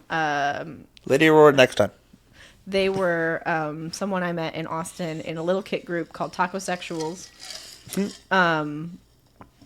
We talked about it in Braddy's class, and this was over a decade ago. Oh wow! Because when Kik was still a thing, like when people my still God. used Wow. Kik, it was over a decade ago. Jesus Christ! I was a little baby kinkster. So we went to Munches and we hung out and went to play parties together, and then we just kind of went separate ways. I don't actually know what happened. It was just like one of those like natural. We just spread out. And then recently we've kind of come back together into the same spaces because of Amplify, and because they were. Well, we started running back into them again because of LGOC. No. Yeah, because they were they're around Braddy a lot. Yeah. They're Braddy's handler. Yes. And then Or service handler, rather. yeah, and so we've just ran into them kind of constantly. They've been around Sinful and Nick, and like we've just kind of been running into them. I've seen them all over the place now. Yes, but we've been in close proximity, but we haven't been like in conversations really. Oh, yeah, that's fair. Like no, I've given them hugs and that type of stuff. Yeah. It's been kind of like ships in the night. Yeah. But it was really nice to sit down and have a couple conversations and reconnect and talk about taco sexuals. Yeah. And they were on the panel, or not on the panel, in Braddy's class. They were like, "Really, taco sexuals? Like that just sounds like a really weird group." And Sounds like a lesbian group. I can't even honestly tell you. I mean, okay, I get your joke now. I don't know whether to laugh. It was a good joke. Good is a word. It was a good joke. It was a real low-hanging fruit joke. It's a little bit funny. I really just want, like, you know what our step-down video should have? Just a bunch of clips of my face.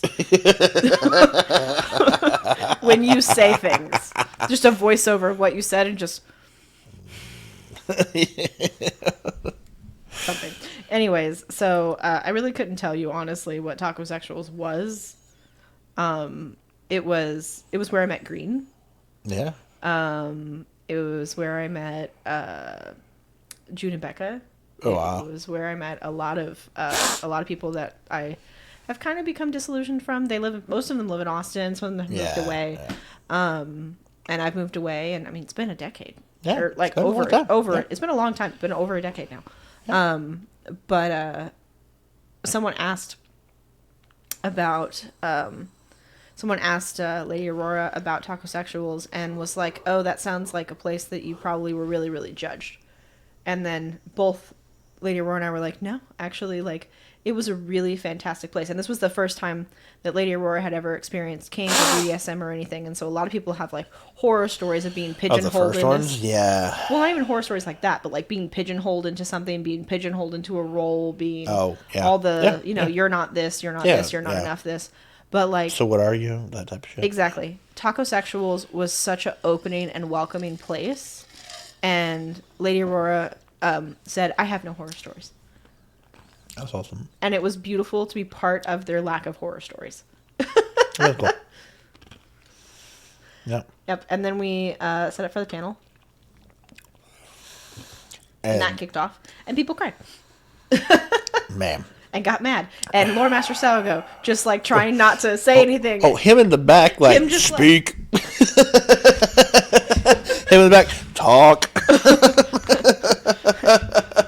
And like just clapping and like just waving his hands in the air because he was trying so hard not to get picked up in the mic, but he was just so pumped. Excited to see the things and hear the words. He was pumped. He was so happy. And I was so happy watching him be happy. Yeah. I don't think that, man, I just don't, we can't convey what that panel was. No.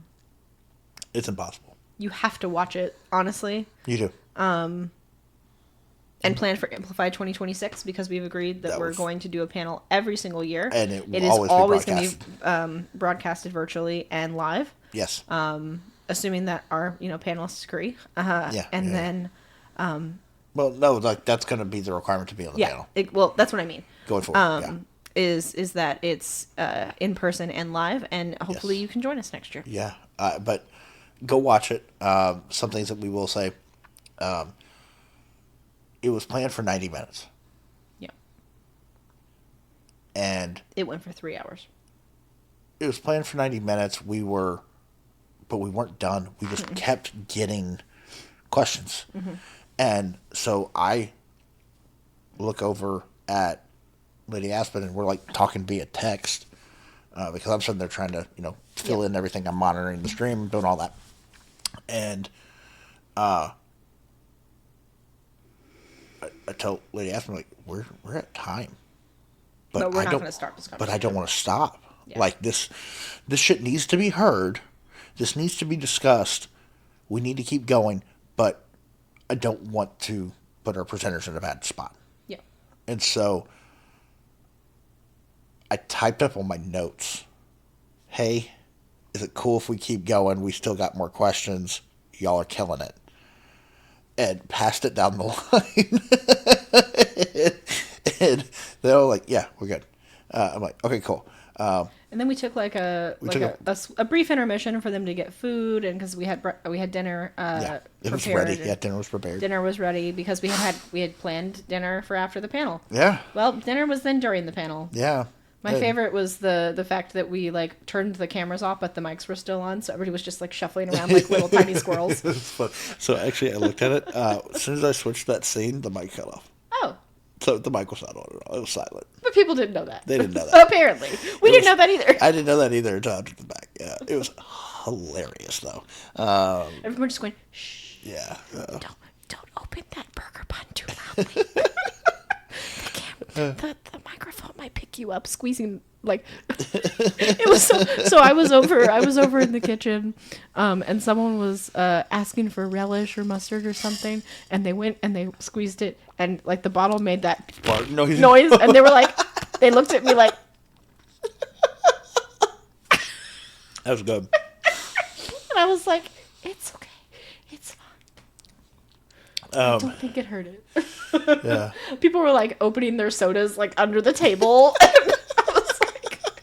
I was like, you guys are being so considerate now. I wanted people to be talkative.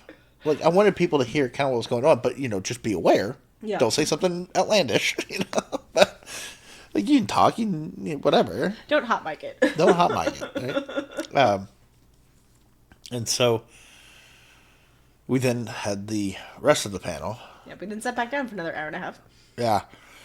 And during this panel, like while it was live, it had over 600 views. Mm-hmm. current viewership was between 40 and 60. 40 and 70. We averaged people watching at any given point. Like 50. Like 50 people. 50 to 60. People would drop off and come back and drop off and come back. It was shared. Over 1,000 times. Since it's been up, 24 hours. Yep. It has over 1,200 views right now. Let's check it. I'm curious. Whenever I looked at it before we started, this at 1,200. Okay.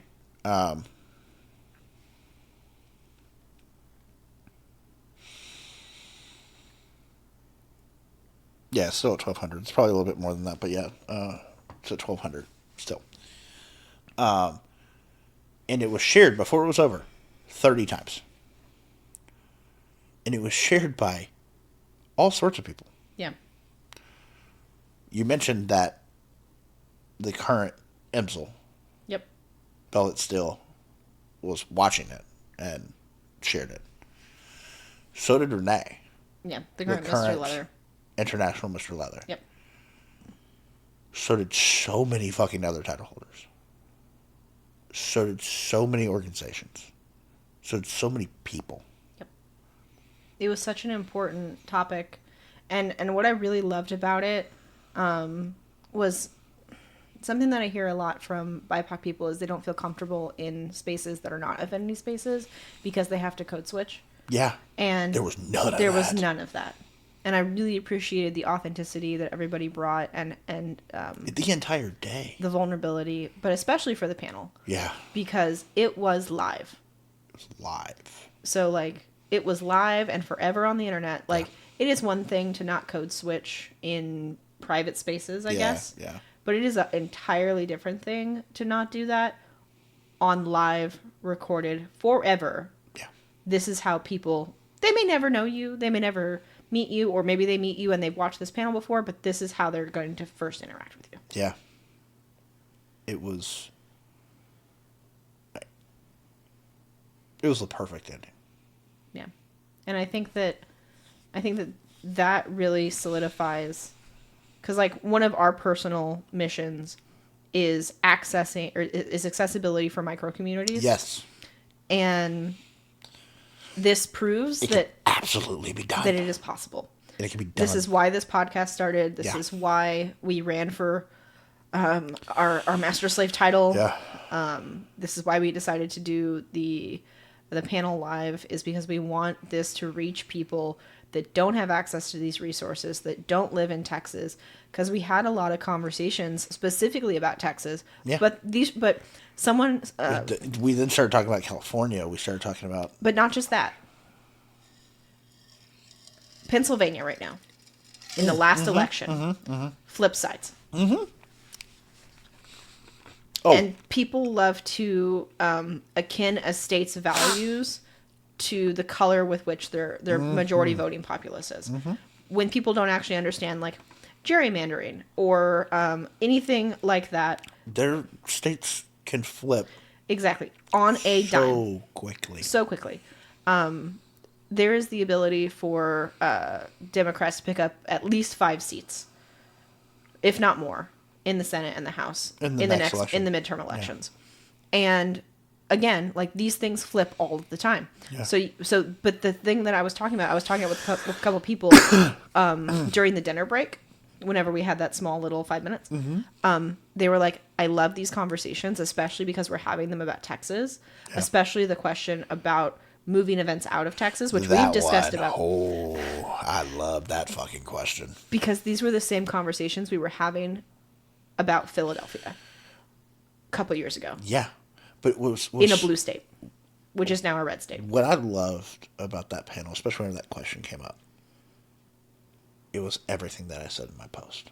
It was everything and more. Coming from people that it really affects. Yeah. Like me, I can say that and that's nice. Like, people can view that as, oh, it's a white guy, of course. Yeah. It doesn't affect him. That same message came from the people it affects. Even more. Yep. Like, for me, it's secondary affected. Am I affected directly? No. My family is.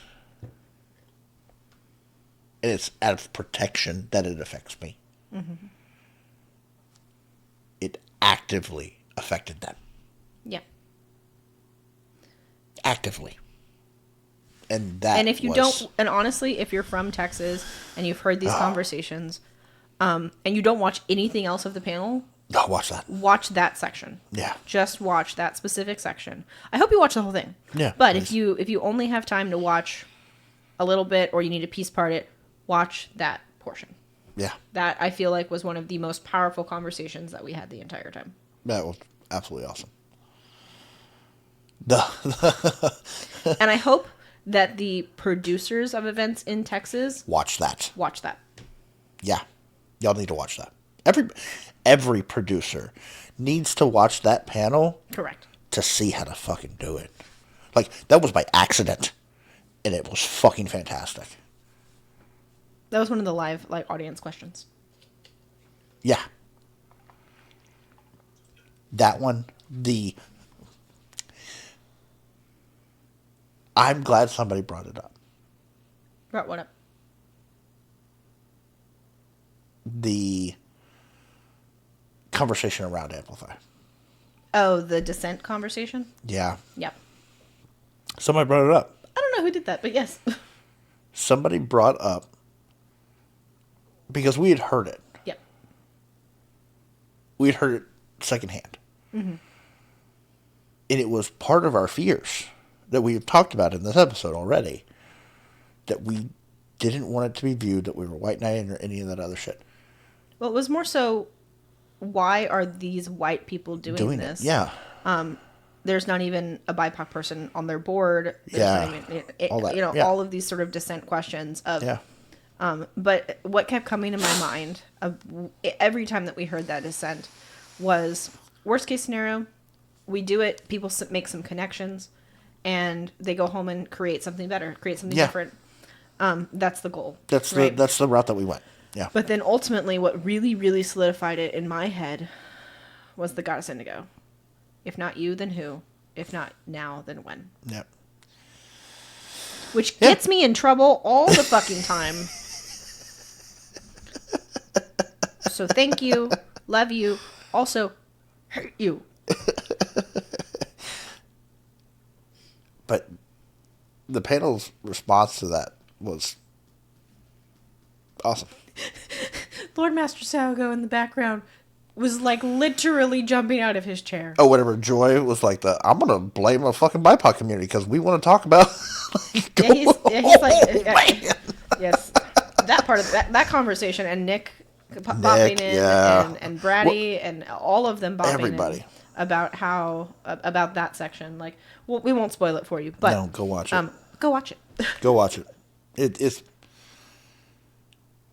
That was my favorite part of the day. The panel? Yeah. It absolutely was. That's fair.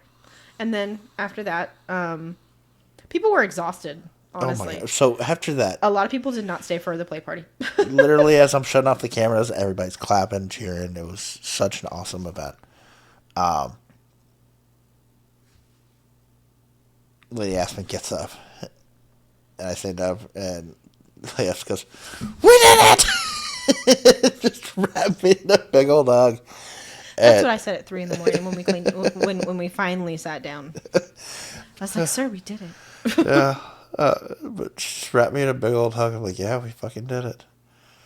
Ready for next year? Because at the panel we had not said that there was that this was going to be a thing, and then we all collectively, all three, decided right there, okay, we'll make the announcement now. yeah, it's gonna be part of the panel. It'll be on the live. Let's put it out.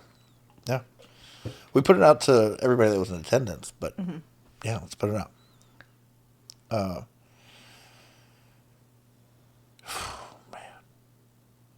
it was a powerful day. It was. It was uncomfortable. Yes. But not in the ways that I expected it to be. Well, the panel mentioned that too. They were like, be uncomfortable. But that's what I'm saying, is that I invite anybody who is a outwardly white-skinned person. It's not as uncomfortable as you think it's going to be. No, not at all. And if it is uncomfortable, good.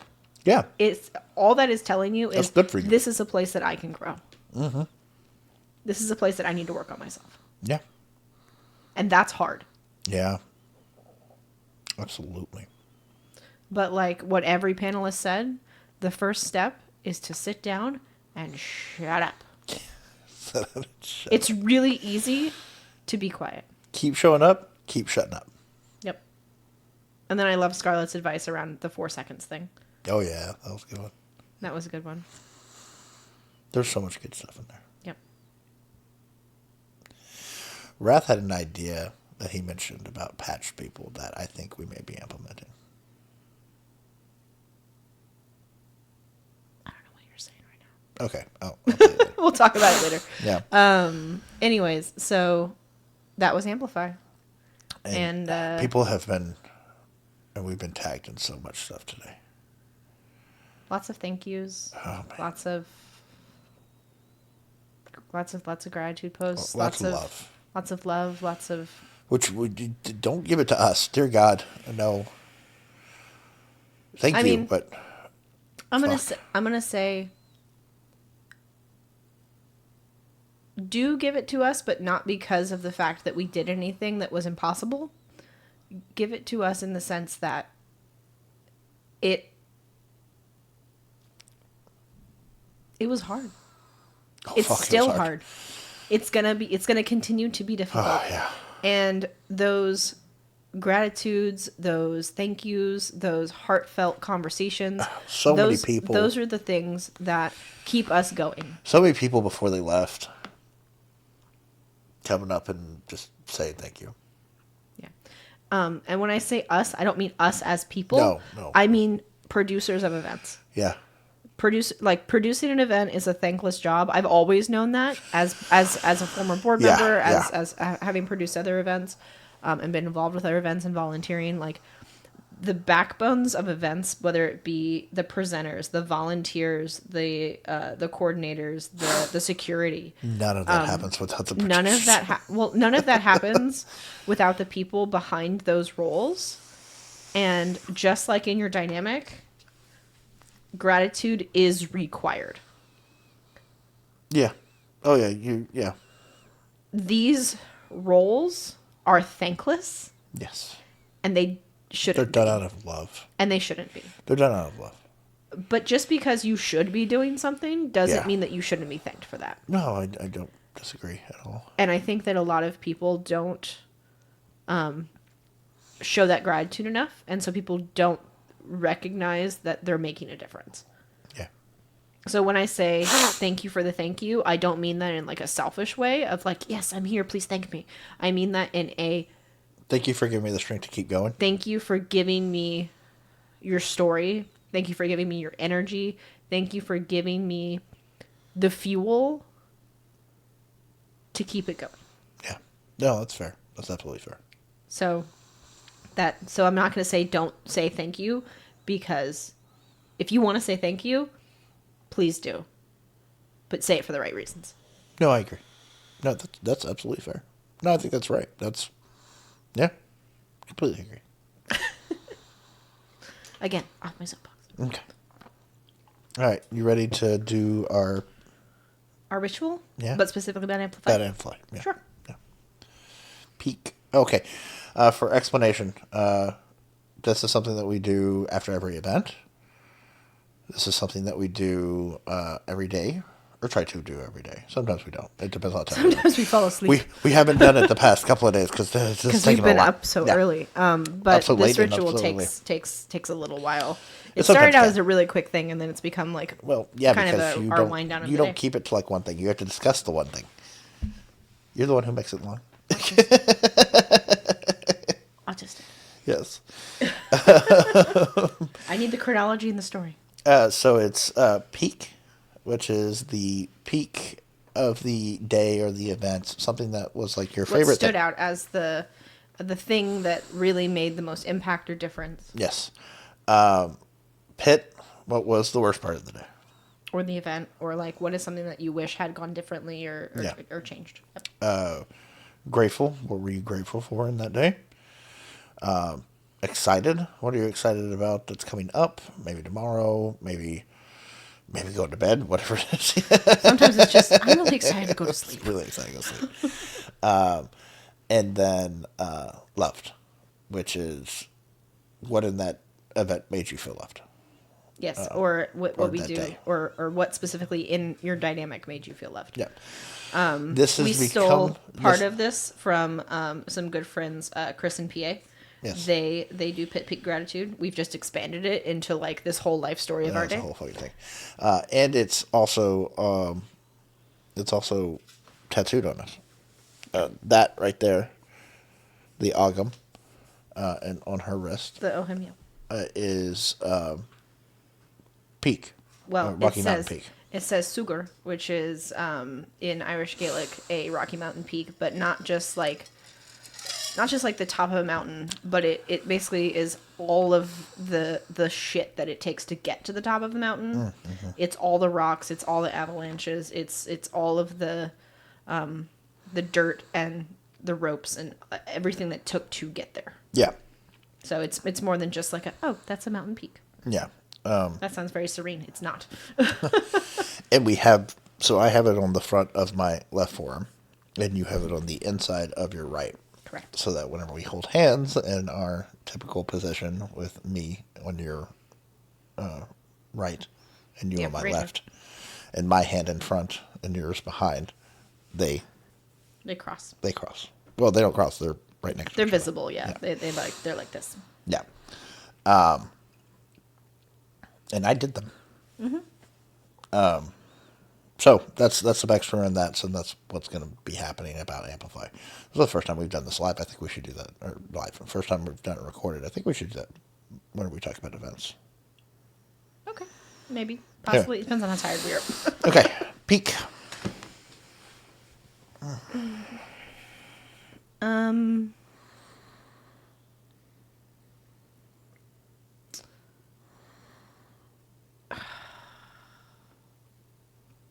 I hate it when I have to go first for peaks because I'm someone that like chronology is my day. So like I have like 3. Do 3, but keep it Okay. quick. My morning peak was vesting Nick. Okay. That was a beautiful moment, and I really enjoyed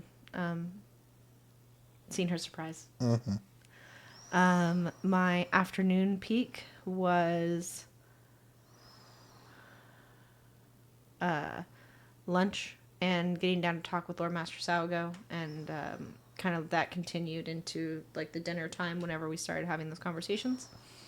And then my evening peak was after everybody left and the house was quiet, and we just kind of, you and I went our separate ways, and we did what we needed to do to kind of come back to center, Yeah. and decompress, and then we went to bed, and We cuddled. and we felt like we had spent a lot of time together, but also not seeing each other yeah, at all. Yeah. And so it was really nice to come back to Just us. just us and to recenter together. Yeah. Yeah, that's true. So those were my 3 peaks.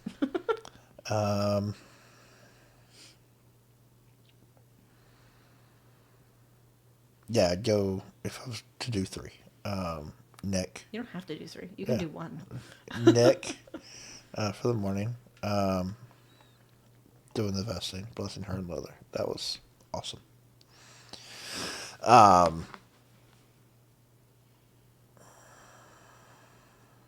And then the panel.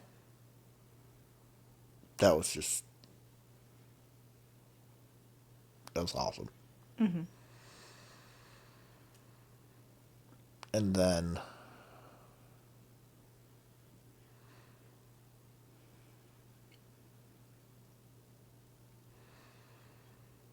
I was just sitting in the living room afterwards. You in the chair, me in the other chair, and just sitting there in silence in our house that had been filled with so much noise. Yeah, and I think when we looked at each other and we just said, Yeah. when we matched breaths and we just said we did it. Yeah. Yeah. But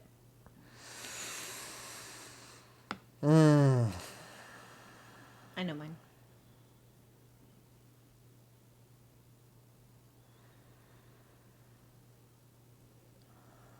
I have two.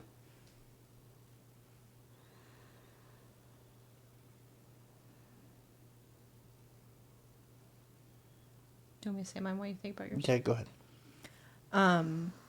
So my pit was honestly when I came to you and cried on your chest. Yeah. The fact that we still have to have these conversations. The fact that people are still being invalidated. Yeah. People are still being told that they're not XYZ. It's exhausting. Yeah. And it makes me feel like the work is never going to be done. Yeah. No matter how much we talk about it, no matter how much we whatever, it felt very almost defeating, but also solidifying in the sense of like...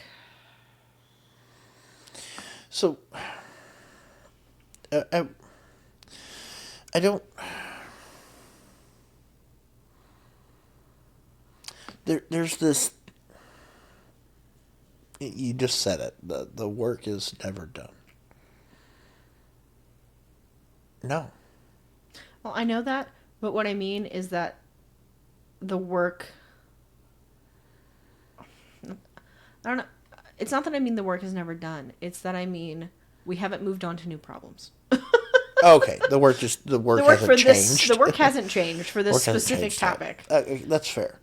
Like the work, to me, the work will never end. It never will.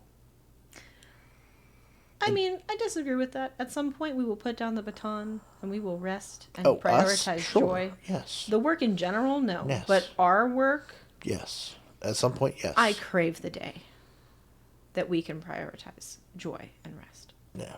Not to say that we don't prioritize that now, but I mean, like, it's not in the abundance that...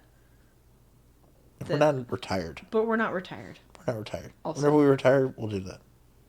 We're like in our, like, early 30s. We're in our prime. Let's fucking do it. Exactly. So Let's it's not go. so like it's not something I'm complaining about. No, no, we're at the age where we should be doing it. Correct. And we will continue to do it for probably another 20 to 30 years. Probably. I hope to all things holy Lord God Jesus Christ and all his carpenter friends that What? Nothing to do. You've never heard that? Go ahead. So that is He's the only carpenter. Everybody else. No, okay. So what the saying is I can't say it in Gaelic anymore, but it's basically a Gaelic curse, and it says Jesus Christ, Mary, Joseph, and all his carpenter friends, and the donkey too. It's an Irish curse, and it's this whole phrase, and you say it when you're just overwhelmed as shit, or someone says something outlandishly stupid. That's funny. You're like, Jesus Christ, Mary, Joseph, and all his carpenter friends, and the donkey too. Anyways, so on that, I really truly hope the work changes. Yes. Yeah, for sure. The work will never be done, but I really hope we're not fighting this fight of invalidation. Oh, yeah. In dynamics and MS and all these other things. I really hope we're not fighting this in 30 years. No, I agree. That, yes. That's what I mean by the work is never done. Got it. Okay. And then my other pit was that our people from Austin couldn't be here. Yeah. Because of everything going on in the flooding there. I would actually say that's probably my pit. It's not so much the pit of they couldn't be here. It's that happened. Yes. Because they couldn't be here because that happened. Yeah. I'd say because of what happened. I haven't been able to focus on that because of everything else. Yeah. But that's a lot. Whole people lost their homes. 68 people, and like 20 of them are kids. Well, that whole summer camp got swept away. There's like Yeah. 7 kids missing, or something like that. No, it's like I don't 20 remember kids the are exact- dead. Yes, but some children are still missing. Yes. They're yeah. not. They've not been found yet. Yeah. And the numbers just keep climbing. Yesterday it was 32. Today it's in the 60s. Yeah. Like, and I'm going to get political for just a second. No, don't. No. Nope. No. No. No. It's not even political. It's just a statement of Just fact. said. Well, it's a statement of fact. No. No. We're not. No. It's This literally. is a horrible tragedy, and That's not what I'm saying. It's just flash floods are avoidable. they can be, sure. That's all I have to say. Fine. Anyway, Leather is political. it is, but that's not a leather statement. And It's right now the it's about underpinnings, but right sure. now it's about finding those kids. Right now Agreed. it's about those families getting closure, Agreed. and then use it. Sure. Agreed. But give it time to be about those families. Agreed. I am all for political activism and everything else, but whenever we detract Oh no, I from the suffering of people, it lessens the political argument don't disagree with you. because it becomes expected. That's just, I've seen it happen, and that's why I don't like it. I think when we have big, long conversations around the politics of it and the politics of tragedy, like, sure, but when it was avoidable and we would not be having to have these conversations, Sure. if not but for XYZ, then I think it's worth saying this was avoidable. You can say that, yeah. And that's all I have to say. Okay. This was avoidable. Cool. There are plenty of people that are not. And unfortunately, some people have to go to sleep not knowing where their kids are. Yes. And that's my pit, is that people didn't get to join us because of the things, and some people, their lives will be forever changed Absolutely. by that tragedy. Absolutely. That is fucking awful. Like, I know where our kids are right now, Thank God. and that is a privilege that a lot of families don't have right now. Yeah. That's all I have to say. Okay. Grateful. Well, other than knowing where my kids are right now, it is, I'm grateful for the panel and all the conversations that everybody had, and the vulnerability and authenticity that every single person Oh, yeah. brought to the day. We didn't have anybody that was trying to be an asshole. We had mixed company all day. All day. And everybody was respectful. Everybody was having really hard conversations. Like every single Yeah. time I walked by any conversation, it was the topic of the event. It was no one was trying to politicize anything. No. It was a very respectful environment, and I'm really grateful that the people that we curated for attendees and the people that we curated for presenters and everybody really fostered that environment, because it could have very easily gone different directions. Oh, God. Yeah. I'm grateful that the heart was seen. I'm sorry? People came. People that very easily could have wrote this off as tokenization, could have ignored it, could have not given it a shot. They could have judged it without ever actually reading the book. Yeah. Yeah. Yeah. They came and they gave it a shot. And everybody walked away. Somebody came up and told me, oh, it was Mix Rebel and Joe Bear. Yeah. And they said, this is my new favorite event. Yeah. Yeah. Yeah. And I was like, oh my God, are you serious? Don't say that. Oh my God, are you serious? Yeah. Like that was, and they were not the only persons that said that. Oh my God, there's so many people. So many people. that came up and like, thank you for doing this. Well, when people started to say that, it reminded me of kind of how Vision started. Yeah. Because Vision started in a house, and then an Airbnb, and then a little hotel, and then a bigger hotel, and now they're on like year 5 or 6. No, 7. Seven deadly sins. Year 7. Yeah. And I'm just like, oh my god, we could be Vision in 7 years. Hopefully, it doesn't take that long, but No. it's a lot to take in. It is. When people say, this is my new favorite event. I love the culture and everything that was curated here. Yeah. That. It was awesome. When the heart was seen. I like that. Yeah.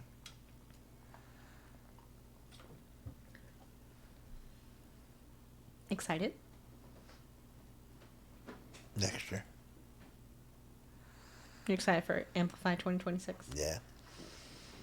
I'm excited to get started on it. Honestly, it's like after we shut down yesterday, and I went to my office. You know what I immediately did? What? I immediately made a folder on my computer, Amplify 2026. I immediately downloaded the panel. Started doing all the editing, yeah. I did an edit for it. I have shorts for it. I have all that. Yeah. That's all going on that's all going on the page. The page is created now. Like, it's gonna be out after this is over. I'm putting it out tomorrow morning. Yeah. With my post.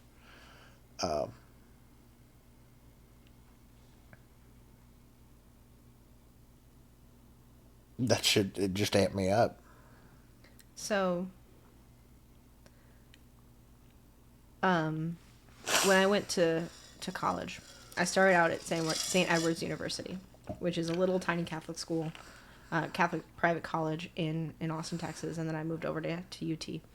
But the motto of St. Edward's University, because they really pull in a whole bunch of international students, and that's like their drive. They have very few local people. Their motto is, what starts here changes the world. Yeah. And I never really kind of saw that, but I really saw it at Amplify. Because people will go back to their own communities and share these stories and share these experiences and that's what Everest talked about on the panel. That's how Houston Voice of the Unity started it. Because they had that at South Plains. And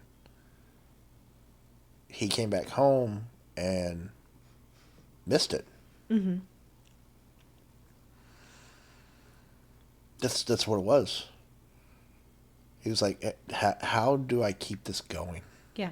Because we see all the time in events where you're in the middle of this adrenaline rush and you're connecting and you're building. That is drop. It is not it's not the high emotions and then the fall of it. It's that you have been amped up and then you have to go back to the real world and it's not there.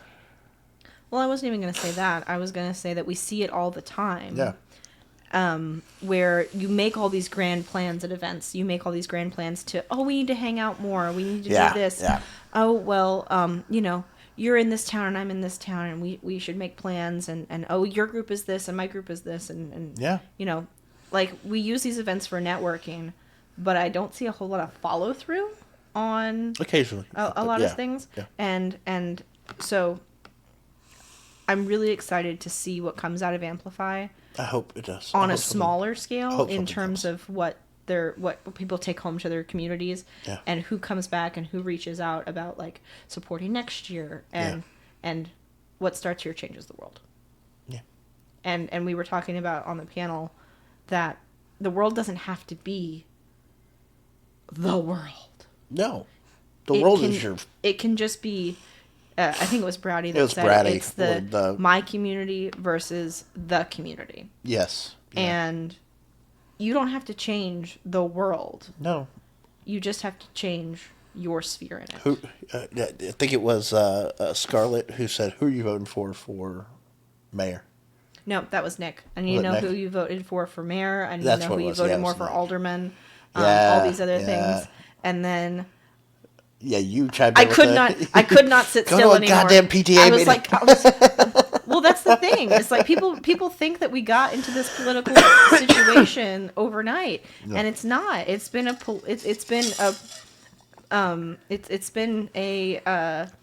internalized movement in our HOAs, our PTA meetings, our electricity board meetings. Like, the reason why you can't hang flags in your neighborhood during Pride Month is because of your HOA. If you want to change those laws, Go to an HOA meeting, Yeah. run for a board seat. I actually just saw this. I can't remember what it is. I'll have to find it again. But it's a TikTok that I saved, and there is a whole U.S.-wide organization, and they help people run for office. Oh. Regardless if that's national save it? office. Yeah, I saved it. Okay. Regardless if it's national office, local office, whatever. They help people just learn the steps, get fundraising. To do it. Yeah. And So- what's happening in Arizona right now Is that? is it's amazing. There's a candidate in Arizona who is, I think she's like in her 30s or something, and she has gained 25% in the last month Wow. against the incumbent. Wow. Sounds like For what the Brandon mayorals. Herrera did. Yeah, for governor. Wow. She's never run for political office. She's never had any sort of political whatever. And then there's another guy in New Jersey or New York. I can't remember what his name is. But he is like, because of this, we're starting to see these little pockets of grassroots politicians What popping needs up. to happen? And that's what needs to happen. That's how you actually. That's change. how you make change. A snowball does not. An avalanche does not start as a full force. Yeah. It starts with one. And it's not even that it starts with one. It's that when people say my vote doesn't matter, they're not technically wrong on a Numbers basis. no, not even a numbers basis. I'm talking about on a presidential election thing. Mm-hmm. But your vote does matter when it comes to your local politics. When it because whatever happens on the federal level, what happens on your state level, your city level, That all started. whatever, it started here. Started local. It didn't it's not a trickle down effect. No. It's certainly a build up. It builds up. And we didn't get where we are without losing here. You know, we lost as far as like Democrat wise, as far as political wise. They lost the governors about 15 years ago. Yes, like but that's the thing. Is just as easily as you can lose these things, It can flip. you can flip them back. Yeah. And there are, like I said, at least 5 seats, at least 10 mayoral seats coming No, up. there's tons. It's, Just in Texas alone. Oh, yeah. Yeah. That could flip. Yeah. And it's terrifying to the current regime. It's terrifying to the current establishment. Because they recognize that just as easily as they want it, They can lose they it. can lose it. Yeah. Especially now that we have social media and No. TikTok and all these other things. Stuff's actually getting organized. And do not wait on the Democrats to fucking make you organize. Do it your goddamn self. Well, that's what I'm saying. Because is don't wait on anyone to organize. Do it now. There was that big push after Trump got elected. There was a lot of anger at the Democratic Party. For good reason. They weren't doing fucking shit. They weren't. And they haven't been. Like, the head of the party and the party elites have not done shit. But they're also part of the establishment. They are. They're part of the establishment. I'm not talking and about... that disillusionment is happening to where it's like, okay, fuck them. We will fucking do it. But that's exactly what I'm talking about. Is the entire federal business, the entire federal establishment is the problem. It doesn't matter if you are Left-wing, right-wing, Republicans, it's it the doesn't matter same if you're fucking bird. Democrats. Yes. It's the same thing. We need to make these changes on a local level so that we can start to, because none of this is going to happen overnight. None of this is going to happen in the next 5 years. None of this is going to happen in the next 10 years. It took them probably 35 years to get where they are now. Since Roe versus Wade. I really, truly hope That's when it started. it's not It was Roe going to versus Wade. take 35 years for things to change. Yeah. And I don't think it will because of the atrocities that are happening. No, and That will there's a lot happen more much quicker. connection There's a lot now. more connection. There's a lot more hope, whatever yeah. with social media. But I truly believe, especially as someone who understands this fundamentally, as a political science person, it starts here. Yeah. We focus way too much over here, and it's a magic trick.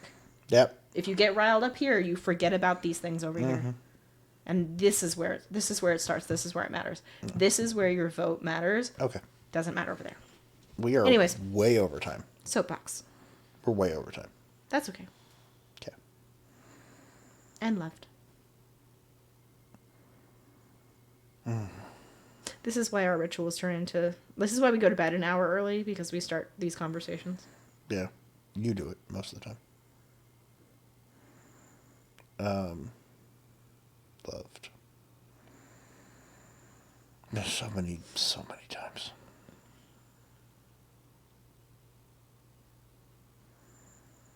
But if I had to pick one, it would be when we were laying in bed last night.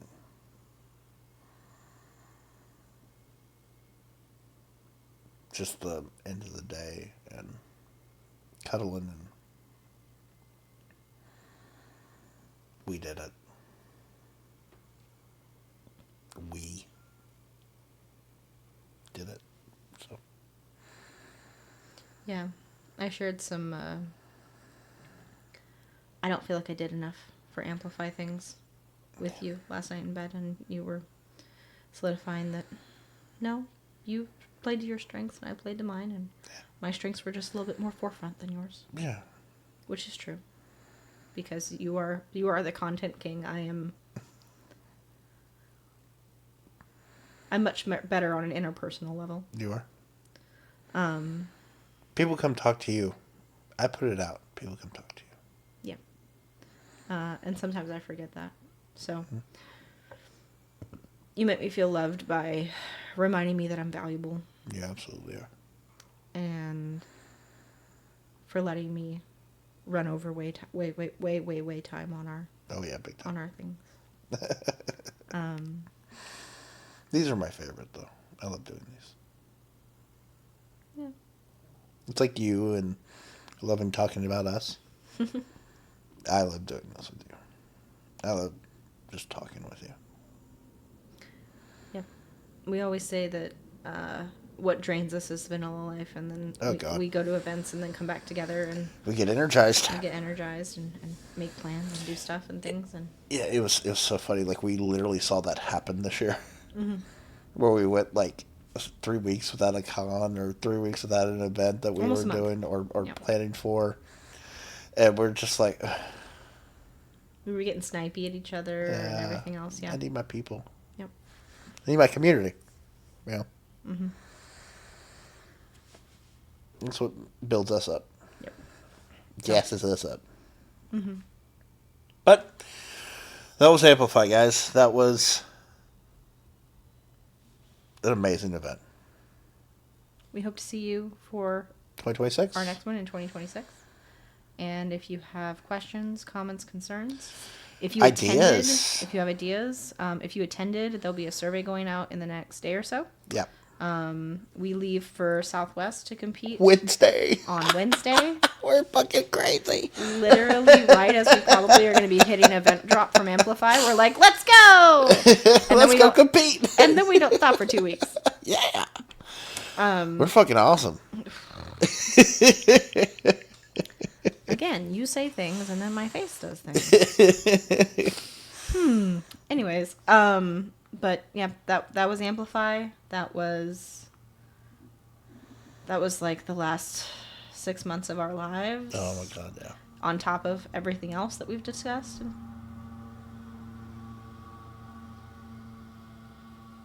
That's a street cleaner. Oh. That was weird. I was like, what's this buzzing? Yeah. But yeah, thank you for listening. Thank you for supporting. Thank you for all the energy that you brought. Yeah. If you have questions or comments, please leave them in The comment below. section. If you're watching this on TikTok, don't forget to interact from the bottom up. Don't just copy the link, though. They did catch on to that now. So make sure that you share it. Even just share it to your mama. I don't care if she has TikTok. Yeah. Share it to yourself. Save it. Like it. Repost it. Yeah.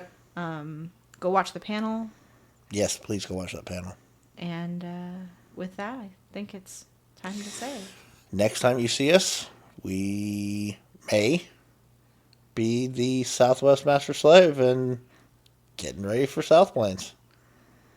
With that, goodbye, and thanks for all the fish. Night, guys. Good night.